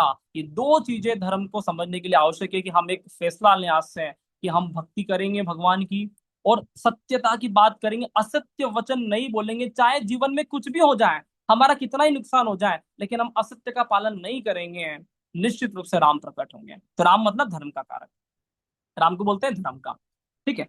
लक्ष्मण को बोलते हैं काम का, हर तरह का काम, है ना। लक्ष्मण को गुस्सा बहुत आता है, रामायण में प्रसंग आता है कि भैया जब भरत मिलने आ रहे थे राम जी से, तो लक्ष्मण को गुस्सा आ गया कि मैं अब भरत और शत्रुघ्न को छोड़ूंगा नहीं, मैं इनको तुरंत मार देता हूँ, अभी तीर लगाता हूँ। राम जी बोले भैया रिलैक्स रहो, चिंता मत करो। काम में आदमी को गुस्सा बहुत ज्यादा आता है, समझ में आ रहा है? जब भी व्यक्ति की काम की इच्छा पूर्ति नहीं होता तो व्यक्ति क्रोधी हो जाता है। लक्ष्मण काम का कारक है। एक और प्रसंग आता है काम को लेकर लक्ष्मण का, उसी से रामायण स्टार्ट हुआ था। शूर्पणखा। शूर्पणखा रावण की बहन थी, है ना। राक्षस लोग वेश बदल के आते थे, तो अच्छा अच्छा खासा अप्सराओं का रूप धारण करके आ गई शूर्पणखा। तो शूर्पणखा जब वहां पे आई, तो पहले वो भगवान श्री राम को उसने देखा, और देखा, और पहली निगाह में शूर्पणखा को हो गया प्यार कि आदमी बढ़िया लग रहा है। तो राम जी के पास गई शूर्पणखा, बोले कि भैया मेरे को ऐसा है कि मेरे को तुमसे शादी करना है। राक्षसों का तो कोई धर्म होता नहीं है, तो उनको जो पसंद आया उससे शादी कर लेते हैं, उनका कोई धर्म वरम नहीं होता। तो शूर्पणखा अपनी जगह सही थी, धर्म तो होता ही नहीं है। तो शूर्पणखा ने कहा कि मुझे आपसे शादी करना है। तो भगवान श्री राम बोलते हैं कि देखो मेरी तो भार्या मेरे साथ है, तुम एक काम करो कि मेरा छोटा भाई उधर साइड में बैठा है, उससे जाके बात करो। शूर्पणखा ने बोला, देखा लक्ष्मण को, लक्ष्मण भी बिल्कुल एकदम कॉपी है। बोले कोई दिक्कत नहीं है, ये भी चलेगा। तो लक्ष्मण के पास शूर्पणखा आई, और शूर्पणखा ने लक्ष्मण से भी यही बात किया। तो लक्ष्मण ने जवाब नहीं दिया। ये जो काम वाले व्यक्ति होते हैं ना, जिनके अंदर है ना इच्छाएं बहुत ज्यादा होती है, एकदम से गुस्सा आता है, तो लक्ष्मण ने जवाब नहीं दिया अपने मुंह से, और सीधा शस्त्र चला दिया। इसी लक्ष्मण को बोला जाता है मंगल। ये जो मंगल वाले लोग हैं ना, तो हाथों से काम कम करते हैं, बातों से काम कम करते हैं, सीधा हाथ पैर मारते हैं। सीधा एक अस्सल आया, नाक काट दिया। उस नाक काटने के चक्कर में रामायण हो गई कि भैया किसने मेरी बहन की नाक काटी। फिर हो गया युद्ध। समझ में आ रहा है? फिर आते हैं हम बात करते हैं भरत पे। भरत को बोलते हैं मोक्ष। हर तरह का मोक्ष की जितनी बात करेंगे, तो भरत के बिना मोक्ष की बात ही नहीं किया जा सकता। भरत इस ब्रह्मांड का बहुत विरला व्यक्ति है, जिसके पास है ना पूरा साम्राज्य है, संपदा है। किसने कहा था भरत को कि भैया तुम चले जाओ, है ना? लेकिन भरत ने 3 किलोमीटर दूर अयोध्या से एक कुटिया बनाया, और जिस तरह से भगवान श्री राम रहे, भरत भी वैसे ही कुटिया बना के रहता है, वही साधु वाला जीवन जीता है। भरत मोक्ष का मूल कारक है। इसी भरत के नाम से भारत गर्वित होता है, और भारत देश का नाम पड़ता है। समझ में आ रहा है कि नहीं आ रहा है? चीजें क्लियर है? चलिए, अब हनुमान रामायण में एक प्रसंग आता है। अब रामायण में भगवान श्री राम किसको सबसे ज्यादा स्नेह करते हैं? तो भगवान श्री राम सबसे ज्यादा स्नेह करते हैं भरत को। आप बोलोगे लक्ष्मण को, ऐसा नहीं है। सबसे ज्यादा स्नेह भरत को करते हैं। जब हनुमान जी जड़ी बूटी लेके आए थे, तो तुलसीदास जी अपनी चौपाई में लिखते हैं, और तुलसीदास जी कभी गलत नहीं लिख सकते, तो उन्होंने अपनी चौपाई में लिखा कि तुम मम प्रिय भरत सम भाई। तुम मुझे कितने प्रिय हो हनुमान, कि तुम मुझे उतने ही प्रिय हो कि जितना मुझे मेरा भाई भरत प्रिय है। समझ में आ रहा है? तो धर्म का सबसे प्रिय कौन होता है? मोक्ष। धर्म का प्रिय होता है मोक्ष। चीजें क्लियर है? लक्ष्मण राम का सदा सेवक है। ध्यान देना चीजों को लेकर। शत्रुघ्न कौन था? शत्रुघ्न एकमात्र वो व्यक्ति है कि भैया ये तीनों भाई तो जंगल चले गए, शत्रुघ्न ने हर तरह की अर्थव्यवस्था संभाली, समाज की कामकाज संभाले, सप्तम भाव की कामकाज संभाले, लोगों से पब्लिक डील्स किया, मीटिंग किया। 14 सालों में सारे काम शत्रुघ्न के ऊपर समाहित हैं। इसी को बोलते अर्थ का काम संभाला। जहाँ पे शनि उच्च का होता है, तो सारे काम शत्रुघ्न ने अर्थ के काम संभाले, राजकीय कार्य संभाले। ठीक है, तो शत्रुघ्न ये चीजें इंडिकेट करता है। तो धर्म मतलब राम, अर्थ मतलब शत्रुघ्न, काम मतलब लक्ष्मण, मोक्ष मतलब भरत। एक छोटी सी कविता के माध्यम से इसको भी अपन समझते हैं। हाँ, कि जहाँ पुरुष में मर्यादा हो, जहाँ नारी में पवित्रता हो, वहाँ समर्पण भरत सा होगा, वहाँ लक्ष्मण सुरक्षा हो। जहाँ राम प्रकट होगा, वहाँ हनुमान का आना हो। जहाँ मात कौशल्या हो, वहाँ राम जन्मता हो। जहाँ पिता हो दशरथ सा, वहाँ चारों धाम स्वत ही हो। जब त्याग समर्पण होगा, पुनः राम का आना हो। भारत क्या वापस से राम को पाना चाहता है? त्याग और समर्पण दिखाना पड़ेगा। इस कविता का थोड़ा सा अर्थ दूसरे माध्यम समझा देता हूँ। राजा दशरथ जो दशों दिशा में पूजे जाते हैं, राजा दशरथ जो दशों दिशा में पूजे जाते थे, बावजूद उनका भक्ति और समर्पण इतना सहज था, इतने विरले व्यक्ति थे कि उनके घर में स्वयं भगवान श्री राम धर्म का अवतार लेना पड़ा, लक्ष्मण काम का अवतार लेना पड़ा, भरत मोक्ष त्रिकोण का अवतार लेना पड़ा, शत्रुघ्न अर्थ त्रिकोण का अवतार लेना पड़ा। राजा दशरथ के घर में पूरा ब्रह्मांड आ गया, पूरा वैकुंठ आ गया, क्योंकि पिता दशरथ जैसा हो, जिसकी दसों दिशाएं पूजा करती थी, उसके बावजूद भी राजा दशरथ इतने सरल स्वभाव के थे कि नंगे पैर राम के लिए गए। वो बोला कि भैया आपको एक पंडित जी मिलेंगे, वो आपका विधि से पूजन वगैरह करवाएंगे राम जन्म के लिए। तो राजा दशरथ इतना सरल व्यक्ति है, नंगे पांव एकदम भिक्षुक की तरह प्रार्थना करने गए कि हे भगवान मेरी झोली में पुत्र रत्न दीजिए। इतना अद्भुत व्यक्ति वो है जो पूरी दसों दिशा इसकी पूजा करती। क्या कमी था? राम अद्भुत चरित्र है। रामायण ज्योतिष के रग रग में राम की खुशबू है।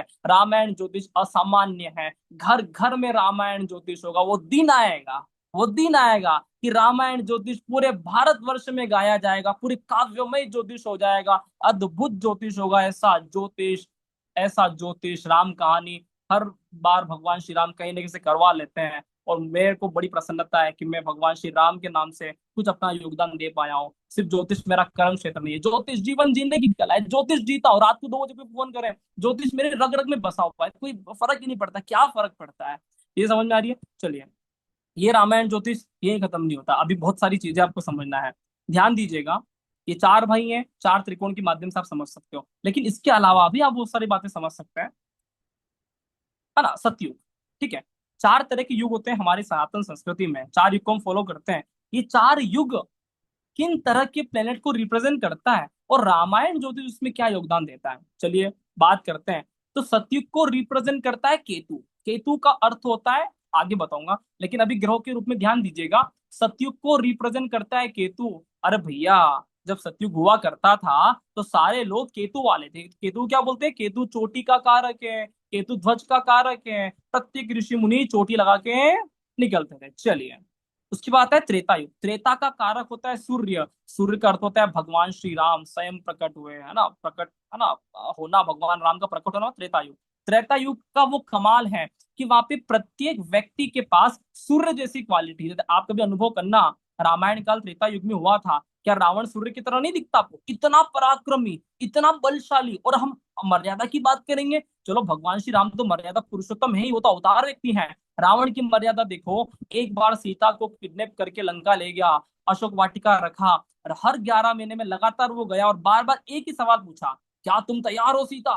क्या तुम तैयार हो रानी बनने के लिए? मैं तुमको ये दिखा दूंगा, मंदोदरी बना दूं दासी, सब सेवा में लंका वासी। रावण बार बार उसको बोलता रहा। अरे भैया, राम जी से क्या मर्यादा की बात करोगे? रावण के अंदर भी इतनी मर्यादा है। और मैं समझता हूँ कि आज के युग में अगर व्यक्ति रावण भी बने तो बुरा नहीं है। अगर कोई किसी स्त्री को किडनैप करके ले जाए और उसकी सहमति के बिना उससे संबंध न बनाए, तो भैया रावण भी पूजने योग्य। आज तो कलयुग में क्या बात कर रहे हो, इतना तो पूछता ही नहीं है। समझ में नहीं आ रहा है? तो उस समय सूर्य की इतनी महिमा थी कि लोग सूर्य को अनुभव आप सतयुग में, त्रेता युग में कर सकते हैं। द्वापर युग में आए भगवान श्री कृष्ण। चंद्रमा, चंद्रमा को बोलते हैं द्वापर युग। हर तरह की चीजें द्वापर युग में आती थी, है ना। सखियां हैं, प्रेयसी है, नाचना, खेलना, कूदना, डांस करना, द ग्रेट मैन। भगवान श्री कृष्ण अद्भुत व्यक्ति हैं जिन्होंने किस तरह से इंजॉयमेंट करते हैं, किस तरह से नृत्य करते हैं, किस तरह से कला बिखेरते हैं। द्वापर युग में बहुत अद्भुत चरित्र भगवान कृष्ण ने प्रेजेंट किया है कि छल बल कैसे हमको हराओगे। हमें हर तरह की विद्या विद्या आती है। हम तो माखन भी चोरी कर लेते हैं और हम तो दिल भी चुरा लेते हैं। समझ में नहीं आ रहा? तो कृष्ण ऐसा व्यक्ति है कि आज भी करोड़ों लोगों का दिल चुरा के पता नहीं कहाँ बैठा हुआ है। अरे भैया, वृंदावन में याद कर रही है तुम्हारी सखी, तुमको प्रेसी याद कर रही है, अब तो लौट के आ जाओ। समझ में नहीं आ रहा? तो कृष्ण चंद्रमा के अवतार हैं। चलिए, राहु क्या है? तो राहु आज का युग है ना। आज हम राहु के युग में रहते हैं, रावण के युग में रहते हैं, तो हर तरह से डिजिटल है। आज हम ये क्लास भी ले पाते हैं, तो इसमें कहीं ना कहीं राहु का योगदान है कि हम जूम पे क्लास ले पाते हैं। डिजिटल हो गया, मायावी। राहु, राहु क्या बोलते हैं? रावण को बोलते हैं, राहु को रावण बोलते हैं रामायण ज्योतिष में। और रावण होता है मायावी आदमी। चलिए, केतु को बोलते हैं रामायण ज्योतिष में हनुमान। सूर्य को बोलते हैं भगवान श्री राम। चंद्रमा को बोलते हैं माता सीता। राहु को बोलते हैं दशानन रावण। समझ में आ रहा है कि नहीं आ रहा है? रावण का युग में, हम इस युग में, कलयुग में रावण के युग में रहते हैं। ऐसा मैं नहीं बोलता, ऐसे हमारे ऋषि मुनि बोलते हैं कि भैया, है ना, तुलसीदास जी अपनी चौपाई में बार बार लिखते हैं कि भैया निशाचर व्यक्ति है ना। तो निशाचरी, निशाचर का क्या होता है? ऐसा बोलते तुलसीदास जी कि निशाचर लोग होते हैं ना, इनकी शक्तियां रात में बढ़ जाती है। तो जब रामायण काल में जो सूर्य का युग हुआ करता था, तो सूर्य अस्त हुआ, युद्ध नहीं करते थे। एक बार क्या हुआ कि मेघनाथ ने सूर्य अस्त के बाद युद्ध करना चालू कर दिया, नाग फांस बांध दिया, राम और लक्ष्मण बंद गए। बोले अरे भैया ये क्या हो गया? रात के समय जैसे ही 6-7 बजे बाद सूर्य अस्त होता है, निशाचरों की शक्तियां बढ़ जाती है। आपने कभी अनुभव किया है? जैसे जैसे कलयुग आ रहा है ना, अब मार्केट 6-7-8 बजे बाद चालू होते हैं, 10 बजे बाद शॉपिंग मॉल चालू होते हैं। मॉल में घूमने का मजा रात को है। व्यक्ति निशाचरी हो गया। 10 बजे तक सोने वाला, 9 बजे तक सोने वाला आदमी 12 बजे तक जगता रहता है। इसी को बोलते हैं राहु का युग, कि निशाचर है। निशाचर का हिंदी में अर्थ क्या होता है? निशा का अर्थ होता है रात। क्या बोलते हैं? रात। और चर का अर्थ क्या होता है? ऑनलाइन, है ना। मैं चेक करूंगा स्टेटस कौन कौन ऑनलाइन है। जो व्यक्ति रात को ऑनलाइन रहता है वो व्यक्ति राहु के युग का प्रभावी व्यक्ति है। और कलयुग में जहां तक मैं समझता हूँ ऐसा कोई विरला ही व्यक्ति होगा जो 9 बजे सो जाता होगा। 11-12 तो सामान्य बात है, फिर क्या ब्रह्म मुहूर्त में उठेगा व्यक्ति। चीजें क्लियर है? चलिए, तो रामायण ज्योतिष बहुत अद्भुत है। अब इसको हम एक कविता के माध्यम से समझते हैं कि भगवान राम, है ना, रामायण के जीवन पर आधारित एक महत्वपूर्ण ग्रंथ, एक रचना, एक अवतार, एक शिक्षा, एक सत्य, जो ज्योतिष के माध्यम से मैं, है ना, कोशिश किया हूँ आप सभी के आशीर्वाद से कि रामायण ज्योतिष में हम कुछ कर पाए, जिसमें नवग्रह, सभी नवग्रह, 12 राशियां, 27 नक्षत्र, असंख्य तारे, है ना, सबलोट, हर चीजों का जो संबंध है, मैं रामायण से जोड़कर एक नया अध्याय बनाया हूँ। इसमें बहुत सारा हमने शोध किया है। पिछले 8 सालों से मैं ज्योतिष पढ़ा रहा हूँ। रामायण ज्योतिष अद्भुत है। ये ज्योतिष घर घर होगा, ये ध्यान रखना। एक दिन आएगा कि रामायण ज्योतिष एक एक मुंह में होगा, जिस तरह से कृष्णमूर्ति पद्धति आज लोगों के मुंह में है। रामायण ज्योतिष घर घर होगा। इसको लिख के रखना कागज में, कुछ भी हो वो दिन आएगा। ठीक है। अब वो एक छोटी सी कविता के माध्यम से हम चीजों को समझते हैं कि रामायण ज्योतिष में कैसे देखते हैं। राम सूर्य राम ही राशि, राम सूर्य राम ही राशि, राम जगत के पालनहारी, राम के अंदर ही वेदे ही, वेदे को बोलते हैं सीता, सीता को बोलते हैं नक्षत्र। जैसे राशि के भीतर नक्षत्र हैं, सीता चंद्र, सीता ही नक्षत्र, सप्त तारों में बहुविधि संता, सीता माया तो रावण मायावी, हनुमान के हृदय में मायापति। ध्यान देना, ये रामायण कोई भगवान श्री राम की कहानी नहीं है, ये रामायण हमारे जीवन की कहानी है। ज्योतिष जीवन जीने की कला है। रामायण अद्भुत कहानी है। घर घर रामायण होगा, वो दिन आएगा भगवान राम के आशीर्वाद से, हनुमान इसको काम करेंगे, अद्भुत रामायण ज्योतिष होगा। रावण के बारे में, रावण राहु है, किस तरह से इंडिकेट किया है देखिए इस चीजों को। अब आज के जमाने में रावण क्या है? जिस ग्रह पे हमने अब तक सबसे ज्यादा फोकस किया वो राहु, क्योंकि आज का युग राहु का है। राहु कौन है? ऐसा, है ना, ऐसा कुछ भी ना कर सका जिसके पास राहु के पास, राहु को बोलते हैं रावण। हमने पढ़ा है कि राहु मायावी है, राहु ताकतवर है, राहु भौतिकवादी है, धनाढ्य है, बादशाह है ना। राहु की शक्तियों का बखान नहीं किया जा सकता। राहु सभी ग्रहों के फल दे सकता है। राहु के पास हर चीज जाता है। आप देखो, अगर आप रावण को बहुत गहराई से नोटिस करो, क्या रावण के पास धन की कमी था क्या कमी? नहीं था, है ना। स्वर्ण की लंका थी, क्या महल की कमी था? नहीं था, है ना। सी फेस मकान था, है ना, बढ़िया मस्त एंजॉय करता था। क्या उसके पास अप्सराओं की कमी थी? स्वर्ग से सुंदर अप्सरा उसके लंका में मौजूद थी। मंदोदरी को पंचकन्या में से एक बोला जाता है कि सबसे सुंदर स्त्री और भाग्यशाली व्यक्ति, देवता व्यक्ति उसके घर में व्यक्ति रहता था। फिर भी जाके देखो क्या स्थिति बना। तो राहु हर काम में आगे था, उसके बावजूद भी क्या स्थिति हुआ। तो राहु को बोलते हैं रावण। इसका रामायण ज्योतिष में एक चौपाई आता है, और वो चौपाई मैं आपको सुनाना चाहूंगा। उधरे उधरे अंत न होई निभाऊ, काल नेमि जिमि रावण राहु। रामायण की चौपाई बताती है कि रावण ही राहु है ना। हमारा शोध प्रस्तुत होगा, और भारत में वो एक दिन आएगा कि काव्यमय ज्योतिष सारे, है ना, सुंदर कांड, अरण्य कांड, लंका कांड, ऐसी ज्योतिष प्रकट होगा कि काव्यमय ज्योतिष भारतवर्ष के लोग गाएंगे, अद्भुत आनंद के साथ प्राप्ति करेंगे, और ज्योतिष घर घर होगा, क्योंकि ज्योतिष हिंदू सनातन का आधार है, हिंदू सनातन संस्कृति का गौरव है। हर चीजें ज्योतिष से जुड़ा हुआ है भारतीय सनातन संस्कृति में। चाहे लोग आज कितना ही बोले कि हम नहीं मानते, अरे आपके मानने से क्या होता है?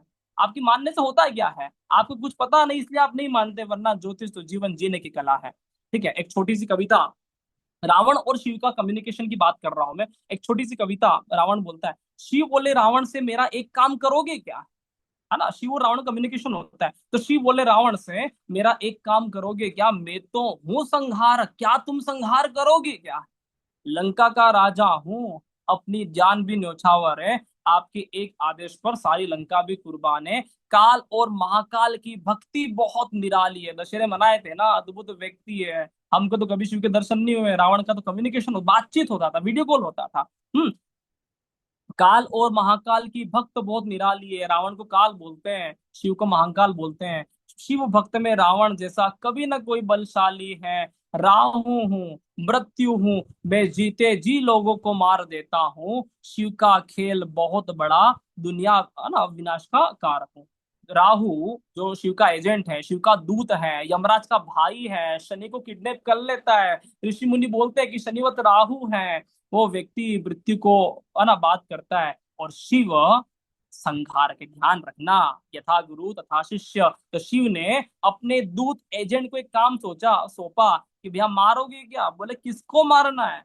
बोले कि पूरा लंका ही डुबा दोगे हमारे नाम पे क्या? बोले डुबा देंगे, अवतार तो ले लो एक बार। पता था रावण को, बहुत बड़ा ज्योतिषी है, रामेश्वर ज्योतिर्लिंग स्थापना हुआ तो राम जी को सभा करनी पड़ी कि भैया योग्य पंडित आदमी चाहिए। बोले कौन है आसपास में? बोले एक ही आदमी है। बोले नाम बताओ। बोले रावण। रावण इतना इतना अद्भुत व्यक्ति है कि माता सीता को, राम जी के है ना उसमें इस ज्योतिर्लिंग स्थापना में माता सीता को पुष्पक विमान से लेकर आया। बोले बिना पत्नी पूजा स्वीकार नहीं होता राम, और शिव का काम करने के लिए रावण का सब कुछ है कुर्बान। बोले किस लिए करवा रहे हो? बोले लंका विजय की प्राप्ति पर। बोले क्या हो गया था? एक दुष्ट व्यक्ति है जो मेरी पत्नी को हरण करके ले गया था। बोले आशीर्वाद दीजिए कि हम लंका में जीतेंगे। रावण बोलता है तथा अस्तु, एक ब्राह्मण के नाते, एक गुरु के नाते मैं राम तुम्हें आशीर्वाद देता हूँ कि सत्य की जीत होगी। हो गया काम। समझ में आ रहा है? तो रावण का क्या बात करोगे आप, अद्भुत कहानी है। केतु क्या है? केतु क्या है? केतु अलगाव देना, है ना, मोक्ष देना, सेवा भाव से कार्य करना, दुनियादारी से बिल्कुल अलग है ना, विस्फोटक ग्रह है। ऋषि मुनि बोलते हैं किसी भी ग्रह के साथ जुड़ता है 4 गुनी ताकत हमने अपने अंदर स्थापित कर लेता है। तो रावण को अपन बोलते हैं बाहरी, रावण को बोलते हैं, है ना, दिमाग से सोचता है। दो तरह से व्यक्ति काम करता है, मेरा ऐसा अनुभव है, मैं ऐसा मानता हूँ कि दो तरह से व्यक्ति कार्य करता है। या तो व्यक्ति बुद्धि से कार्य करेगा, दिमाग से कार्य करेगा, या फिर व्यक्ति हृदय से कार्य करेगा। रावण बुद्धि है, ये मैं नहीं बोलता, ये 10-10 चेहरे हैं।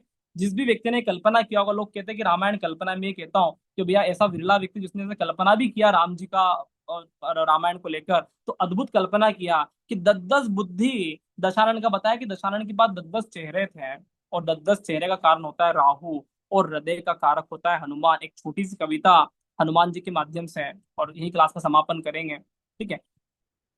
हनुमान को बोलते हैं कि तो हनुमान क्या है? राम काज करने में आया शिव रूप अवतार हूं मैं, भक्ति भाव में डूबा रहता अंजनी पुत्र हनुमान हूं मैं, ग्रहों में केतु बनकर आता, पूछ का कारक हूं मैं। जिसकी भी पूछ होती है ना, ध्यान देना, किस व्यक्ति की अच्छी पूछ होगी। आप 4 लोग सभा में बैठे हो, कि आपको भी पूछता है कि भाई साहब आपके बड़े वाले भैया नहीं आए, है ना, भाभी नहीं आए, बच्चा नहीं आया। जिसकी भी पूछ होती है तो मानकर चलो कि केतु बलशाली है। 4 ग्रहों में आपकी पूछ होती है, चाहे कैसे भी पूछो, लोग पूछे कि भैया कहाँ गए आदमी। कौन आ रहा है? मायावी शक्ति से भरा हुआ ऐसा अद्भुत वानर हूं मैं, मृत्यु मुझसे भय खाती, अजर अमर अविनाशी हूं मैं, पवन पुत्र मुझको कह देना, अनंत आकाश का कारक हूं मैं। है ना, हनुमान, है ना, कहाँ रहते हैं? पवन में, आकाश में, आसमान में। जब भी केतु प्रकट होता है तो व्यक्ति व्यक्ति फिर छोटे मोटे काम नहीं करता, हमेशा फ्लाइट में उड़ने वाला, आसमान में रहने वाला, वो ऊंचे पद पे चला ही जाता है। केतु हमेशा ऊंचाई को, और ऐसी ऊंचाई कि फिर वहां से कभी नीचे नहीं आता। ऊंचाई शिखर चोटी हिंदू संस्कृति का रखवाला में, कोई नहीं है टक्कर में, राम भक्त बजरंग बाला में। हनुमान जी के सीने में, है ना, 2 प्रसंग आते हैं रामायण में, बहुत अच्छे से प्रसंग आते हैं। 2 प्रसंग कौन से आते हैं? एक प्रसंग ये है कि हनुमान जी का सीना फाड़ के बताया गया भैया, हनुमान जी के सीने में राम है। एक और प्रसंग क्या आता है ना, रावण के 10 सिर हैं। तो हनुमान जी के सीने में सिया राम की जोड़ी बैठी। इससे हमको ये समझने को मिलता है, क्या समझने को मिलता है? कि हनुमान जो व्यक्ति है वो हृदय का कारक है। आपके हृदय के भाव कितने शुद्ध हैं। एक वो आता है ना भजन कि सिंदूर चढ़ाने से सब काम होता है। सब काम सिंदूर चढ़ाने से हो जाएगा, आपको लगता है? अरे भैया कौन सा सिंदूर कहाँ लगाना, ये एक भी पात्र रामायण का कोई बाहरी रूप में मौजूद नहीं है। सिंदूर हृदय को लगाओ। ऐसा बोलते हैं कि पीला रंग, सिंदूर रंग सबसे अद्भुत रंग होता है। तो सिंदूर किसको लगाना चाहिए? सिंदूर लगाना चाहिए हृदय को। जब जैसे हम हृदय पे सिंदूर लगाएंगे तो अद्भुत कार्य व्यक्ति के जीवन में होता है। चीजें क्लियर हो रही है? रामायण ज्योतिष, है ना। हाँ, स्क्रीन कैसे दिखेगा, मैंने क्लोज कर दिया है ना। तो हमारा क्लास का सेशन था, मैं आपको रामायण ज्योतिष के माध्यम से ये सारी बातें जो बताना चाहता था। आज हमारा डे 1 का डेमो था, और मैं आशा करता हूँ कि आपको डे 1 का डेमो बहुत अच्छा लगा होगा, आपको समझ में आया होगा कि 12 भाव से क्या देखा जाता है और रामायण ज्योतिष की महत्वता क्या है। अब मैं 5 मिनट और लूंगा, कोर्स कंटेंट शेयर करता हूँ। हमारा क्लास 17 अक्टूबर से चालू होने वाला है। जो भी मेंबर चाहे जुड़ सकते हैं, फिर अपन क्लास की डिस्कशन करेंगे। तो एक बार स्क्रीन शेयर करता हूँ मैं। कोर्स कंटेंट आप एक बार देख लीजिए, 5 मिनट की समय लूंगा, ज्यादा नहीं बोलूंगा, है ना। गागर में सागर वाली बात करूंगा। चलिए, तो रामायण ज्योतिष क्या है, इसकी कोर्स कंटेंट क्या है, एक बार बता देता हूँ। मैं भी कौन हूँ आपको पता चलेगा। राहुल महेश्वरी कौन है भैया, नया नया व्यक्ति तो नहीं आ गए। रामायण ज्योतिष एक दर्शन है, एक नीति, एक शास्त्र, एक आनंद है ना, एक मार्ग है। अद्भुत ज्योतिष का थीम है, वैदिक, पाराशरी, कृष्णमूर्ति पद्धति, भृगु नंदी नाड़ी का घोल है, मिक्सअप है, जिसमें भगवान श्री राम की खुशबू है। एक एक लेक्चर में रामायण ज्योतिष का अद्भुत अनुभव होगा। अभी हमारे 3 दिन के डेमो चलेंगे। मैं आपको केस स्टडी करना रामायण ज्योतिष के माध्यम से सिखाऊंगा, जिसमें केपी वैदिक सबका रोल रहेगा। रामायण ज्योतिष जीवन जीने की कला है। ठीक है, ज्योतिष क्या है? ज्योतिष बहुत अद्भुत है ना, हर तरह के व्यक्ति को समझना चाहिए।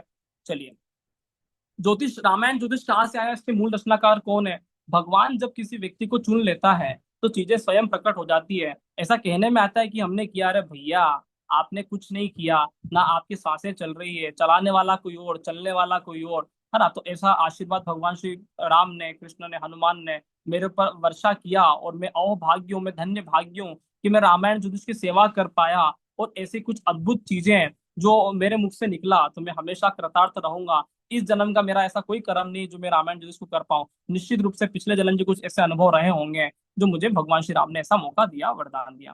ठीक है, मेरे बारे में बता देता हूँ। मैं राहुल माहेश्वरी, मनासा मध्य प्रदेश से बिलोंग करता हूँ, है ना। नीमच डिस्ट्रिक्ट में रहता हूँ। मनासा मेरा, है ना, टाउन है, तहसील स्तर पे आता है। 25,000 पॉपुलेशन है। इसको मंदिरों की नगरी मनासा भी बोला जाता है। बहुत सारे मंदिर है, धार्मिक आदमी लोग रहते हैं यहाँ पे। मैंने अपना पढ़ाई बीकॉम ऑनर्स उज्जैन से किया है। मास्टर एस्ट्रोलॉजी कल्ला वैदिक विश्वविद्यालय से किया है। और पीएचडी की बात करें तो भैया, रामायण ज्योतिष एक ऐसा अद्भुत पीएचडी है ना। बहुत जल्दी आपके साथ में एक ग्रंथ के रूप में आएगा, काव्यमय श्रृंखला, अद्भुत रामायण ज्योतिष। राहुल माहेश्वरी, मैं स्वयं एक बनिया फैमिली से आता हूँ, है ना। काफी अच्छा हमारा बिजनेस है। मैं अपनी माँ से बहुत प्रभावित हूँ। मेरी माँ बहुत धार्मिक महिला है, आध्यात्मिक महिला है। मेरे नाना जी ने रामचरितमानस गिफ्ट किया था मेरे फादर को, है ना। शादी हुआ था तब से लेकर वो पढ़ते हैं, तो कहीं ना कहीं, है ना, कनेक्ट, है ना। बचपन में माहौल मिला कि रोज रामायण का पाठ करते थे, है ना। तो मेरी माँ का मेरे ऊपर बहुत आशीर्वाद रहा है हमेशा से। उन्होंने मुझे हर जगह सपोर्ट किया है। मेरे गुरुजी प्रोफेसर तिवारी सर बहुत अद्भुत व्यक्ति हैं। उनका आशीर्वाद नहीं होता तो आज मैं यहाँ पे नहीं होता। पिछले 8 सालों ज्योतिष पढ़ा रहा हूँ। 3,000 से ज्यादा हमारे विद्यार्थी रह चुके हैं। 22 बैच पढ़ा चुका हूँ। 22 साल की उम्र से मैंने काम करना चालू किया था। बैच 22 मेरा हो चुका है। 23 वाला बैच ये चलता है ना। 100 दिनों का हमारा सेशन रहता है। तो मेरे को 8 साल पढ़ाते पढ़ाते हो गए। कई सारी विधा को मिक्स करके पढ़ाता हूँ। कई सारी तरह की किताबें मैंने पढ़ी किया है। चलिए, पूरे भारतवर्ष से स्टूडेंट है, कुछ कहने का आवश्यकता नहीं है। ठीक है, चलिए। 3 महीने का हमारा कोर्स है, बेसिक्स टू एडवांस एस्ट्रोलॉजी। सारे सेशन जूम पे होंगे। समय रात को 8 बजे रहेगा। सप्ताह में 5 दिन सेशन होते हैं। सर्टिफिकेट मिलता है। 6 महीने का फ्री निशुल्क प्रैक्टिस प्लेटफॉर्म कहते हैं। 6 महीने का, कल से पकड़ ले राहुल सर, 6 महीने हो गया, अब क्या करें। देते जीवन भर के लिए हैं। कहते हैं कि भैया 100 दिन की सेशन के बाद, 3 महीने के सेशन के बाद हम 6 महीना फ्री प्रैक्टिस प्लेटफॉर्म देते हैं, लेकिन कभी किसी को ग्रुप से नहीं निकालते, हमेशा जीवन भर वो रहता है। मेरे बैच 1 से लेकर बैच 22 के स्टूडेंट अभी तक उस प्लेटफॉर्म में है। ठीक है, सारी ज्योतिष कवर करेंगे। गागर में सागर एक शब्द बोलूं तो पूरा का पूरा ज्योतिष इसमें समाहित है, जिसमें वैदिक, केपी और नाड़ी का संगम है ना। Introduction of astrology, 5 element, universe, त्रिलोक, त्रिदेव ज्योतिष, नवग्रह एक्सप्लेनेशन, सूर्य चंद्रमा कॉन्सेप्ट, राहु केतु, 12 राशि, 12 सूर्य, मकर संक्रांति, कर्क संक्रांति, मानसून, 6 ऋतुएं, रोल ऑफ नक्षत्र, मैथमेटिकल कैलकुलेशन, सौर वर्ष, चंद्र वर्ष, पूरा गागर में सागर है। क्या एक्सप्लेन करना, कुछ आवश्यकता ही नहीं है। 12 भाव की महत्वता, दिशा बल, 12 भाव और घड़ी घड़ी की महत्वता, anti clockwise theory, theory of stability, काल पुरुष कारकास, कारक ग्रह इंपोर्टेंस, कारक तत्व इंपोर्टेंस, फिक्स्ड कारक, है ना, प्लेनेट, राशि, नक्षत्र, एज, कलर, रंग, स्वाद आदि आदि। ग्रहण योग, सूर्य ग्रहण, उच्च नीच मूल त्रिकोणी कॉन्सेप्ट, हर तरह के महापुरुष योग, राहु स्पेशल राजयोग, श्रापित दोष, केंद्र आदि आदि। मांगलिक कॉन्सेप्ट, शनि 7.5 विचार, नीच भंग राजयोग, महाराज दृष्टि, युति, त्रिकोणी संबंध आदि आदि। ठीक है, वक्री ग्रह बहुत स्पेशल कॉन्सेप्ट है। वक्री ग्रह की महत्वता, इस पे मैंने बहुत शोध किया है। राहु केतु वक्री ग्रह कॉन्सेप्ट, रावण और केतु के अंदर कैसे वक्रत्व के रिजल्ट आते हैं, किस तरह से राहु केतु स्पेशल होता है, आदि आदि। ठीक है, व्यक्ति का नेचर प्रिडिक्शन करना, माइंडसेट, कैरेक्टर, चंद्र बुध शुक्र आदि आदि, है ना, बहुत सारी बातें। शिक्षा के बारे में बहुत बढ़िया हम पढ़ते हैं। Level of education, break in education, PhD, research, graduation, UG, PG कैसे करेगा, 3 तरह की पद्धति के मिक्सअप के माध्यम से। हम कल शिक्षा वाला टॉपिक भी ले सकते हैं, विचार करूंगा मैं कौन सा लेना है, लेकिन मैं आपको पढ़ाऊंगा कि कैसे वैदिक को, केपी को और भृगु नंदी नाड़ी का घोल मिक्स करके आपको पढ़ाया जा सकता है। ठीक है, तो कब व्यक्ति का अच्छा शिक्षा होगा, स्कूल की अच्छा होगा कि कॉलेज का अच्छा होगा, आदि आदि। 12 भाव की महत्वता, करियर बहुत इंपॉर्टेंट चैप्टर होता है। करियर, धन कमाना, बहुत गजब तरह से पढ़ते हैं हम। 12 दिन में एक एक भाव को एक एक दिन देता हूँ, और बहुत अच्छी तरह से हम चीजों को पढ़ते हैं। भावात्म कॉन्सेप्ट, बहुत सारी चीजें। प्रिडिक्शन अबाउट धन, कुटुम्बवाणी, कथावाचक, प्रोफेसर, फोटोग्राफी, लगभग 150 से ज्यादा तरह के करियर हम पढ़ते हैं। 12 भाव से देखे जाने वाले एक एक चीजों का सूत्र बनाना सिखाऊंगा। केपी कॉम्बिनेशन से, वैदिक से, भृगुनंदी नाड़ी की कला से। शनि यहाँ पे कर्म कारक होता है ना, और जबकि राहु को कार्य क्षेत्र का कारक लेते हैं, तो ये भी सिखाऊंगा। Break in career, retro special sutras, है ना, बुध का स्टेबिलिटी, प्रमोशन, आदि आदि बहुत सारे कॉन्सेप्ट हैं। विपरीत राज्यों को कॉन्सेप्ट कैसे देखते हैं, बहुत सारी बातें।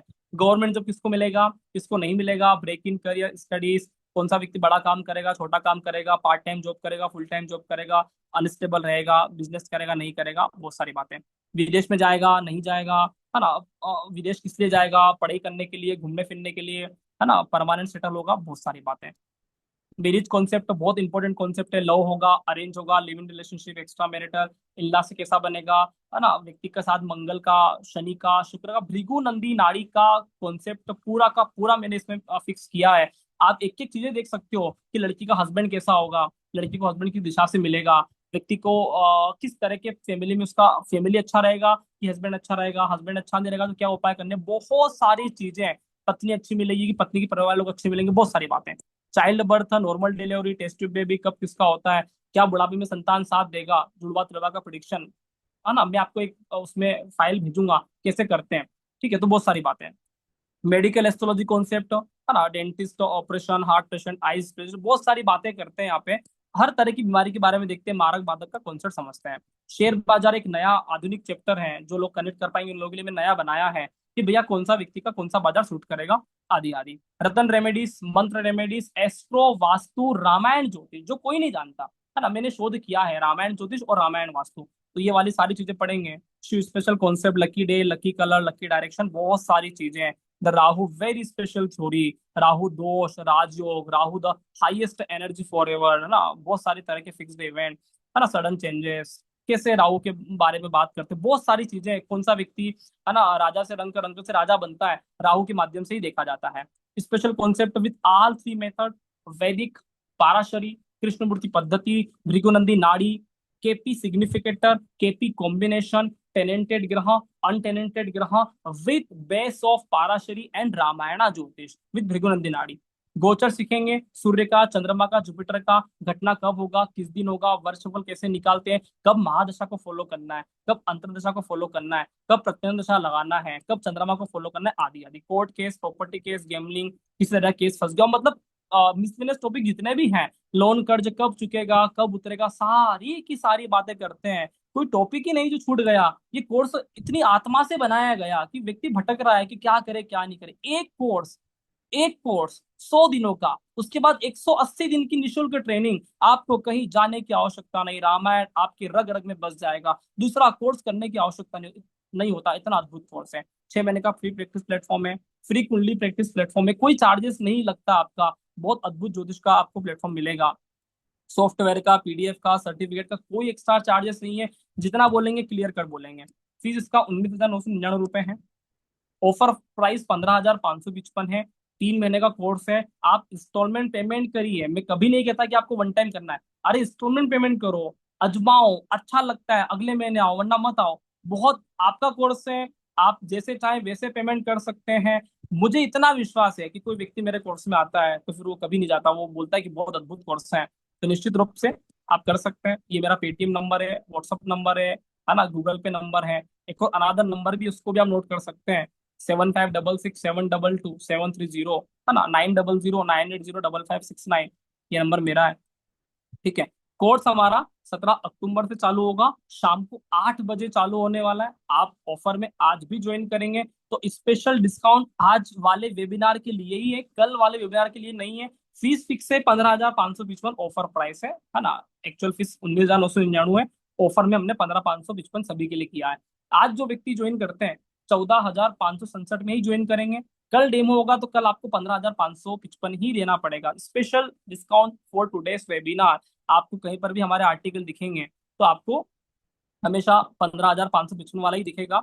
लेकिन मैं यहाँ पे वेबिनार में बोल रहा हूँ, और जिन्होंने मेरा वेबिनार सुना है तो उनको पता चल गया होगा कि आज के लिए स्पेशल 1,000 का डिस्काउंट है। तो आप टोकन अमाउंट करवा कर भी ग्रुप में ज्वाइनिंग ले सकते हैं। ठीक है। तो मैं आप सभी को ग्रुप का लिंक भेज दूंगा, पेड ग्रुप का लिंक भेज दूंगा। और मैं हमेशा ये कहूंगा, पूरा पेमेंट भेजने का आवश्यकता ही नहीं है, आप टोकन अमाउंट भेजें। है ना, आप 1 महीने का इंस्टॉलमेंट पेमेंट करिए। उसके बाद देखिए, रामायण ज्योतिष 1 महीने में 20 सेशन पढ़ाता है। 1 महीने में 20 सेशन, 3 महीने में लगभग 60 सेशन होते हैं। 60 सेशन में आदमी बहुत कुछ कवर कर लेता है। ठीक है, तो 1 महीना आकर देखिए, आपको अद्भुत ही लगेगा। ऐसा हो ही नहीं सकता कि आपका पैसा वेस्ट हो जाए, ये मेरा वादा है आपसे, है ना। भगवान श्री राम के, है ना, हम ज्योतिष का कार्य करते हैं, बिल्कुल झूठ नहीं बोलते। वादा है मेरा आपसे कि आपका पैसा 100% रिकवर है। ऐसा ज्योतिष आपने कभी अनुभव ही नहीं किया होगा। डंके की चोट पे बोलता हूँ, क्योंकि मुझे पता है कि ये ज्योतिष क्या है। तो निश्चित रूप से ज्वाइन कर सकते हैं। इसका कुछ भी प्रश्न है, आप हैंड राइज कर लीजिए, हम प्रश्न स्टार्ट करते हैं। हाँ, हैंड राइज कर लीजिए सभी मेंबर्स, और वीडियो ऑन करेंगे, प्रश्न लूंगा मैं। आप वीडियो ऑन अवश्य करिएगा। ठीक है, प्रकाश सर आप वीडियो ऑन करें, आपका प्रश्न लिया जाएगा। ठीक है, तो जिनका भी प्रश्न है एक बार हैंड राइज करें, प्रश्न लेते हैं फिर। हैंड राइज का ऑप्शन पता है ना कैसे आता है? कैसा लगा सेशन?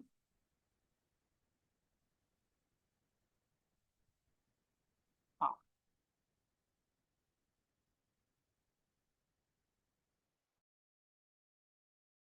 एक बार मैं सभी को अनम्यूट कर दिया हूँ। आपका सेशन का अनुभव कैसा रहा? टेंशन नहीं लेने का, अच्छा लगता है पढ़ाई करिए। कल भी रहेगा सर सेशन। पेमेंट हाँ। सर पेमेंट का लिंक भेज दीजिए व्हाट्सएप पे। हाँ, आप मुझे मैसेज करिए सर, मेरा नंबर आपने नोट डाउन कर लिया है? फिर से मेरा नंबर फिर से नाइन कर। Double Radhe zero Radhe. हाँ, 9009805569। ये नंबर आया सर चैट बॉक्स में?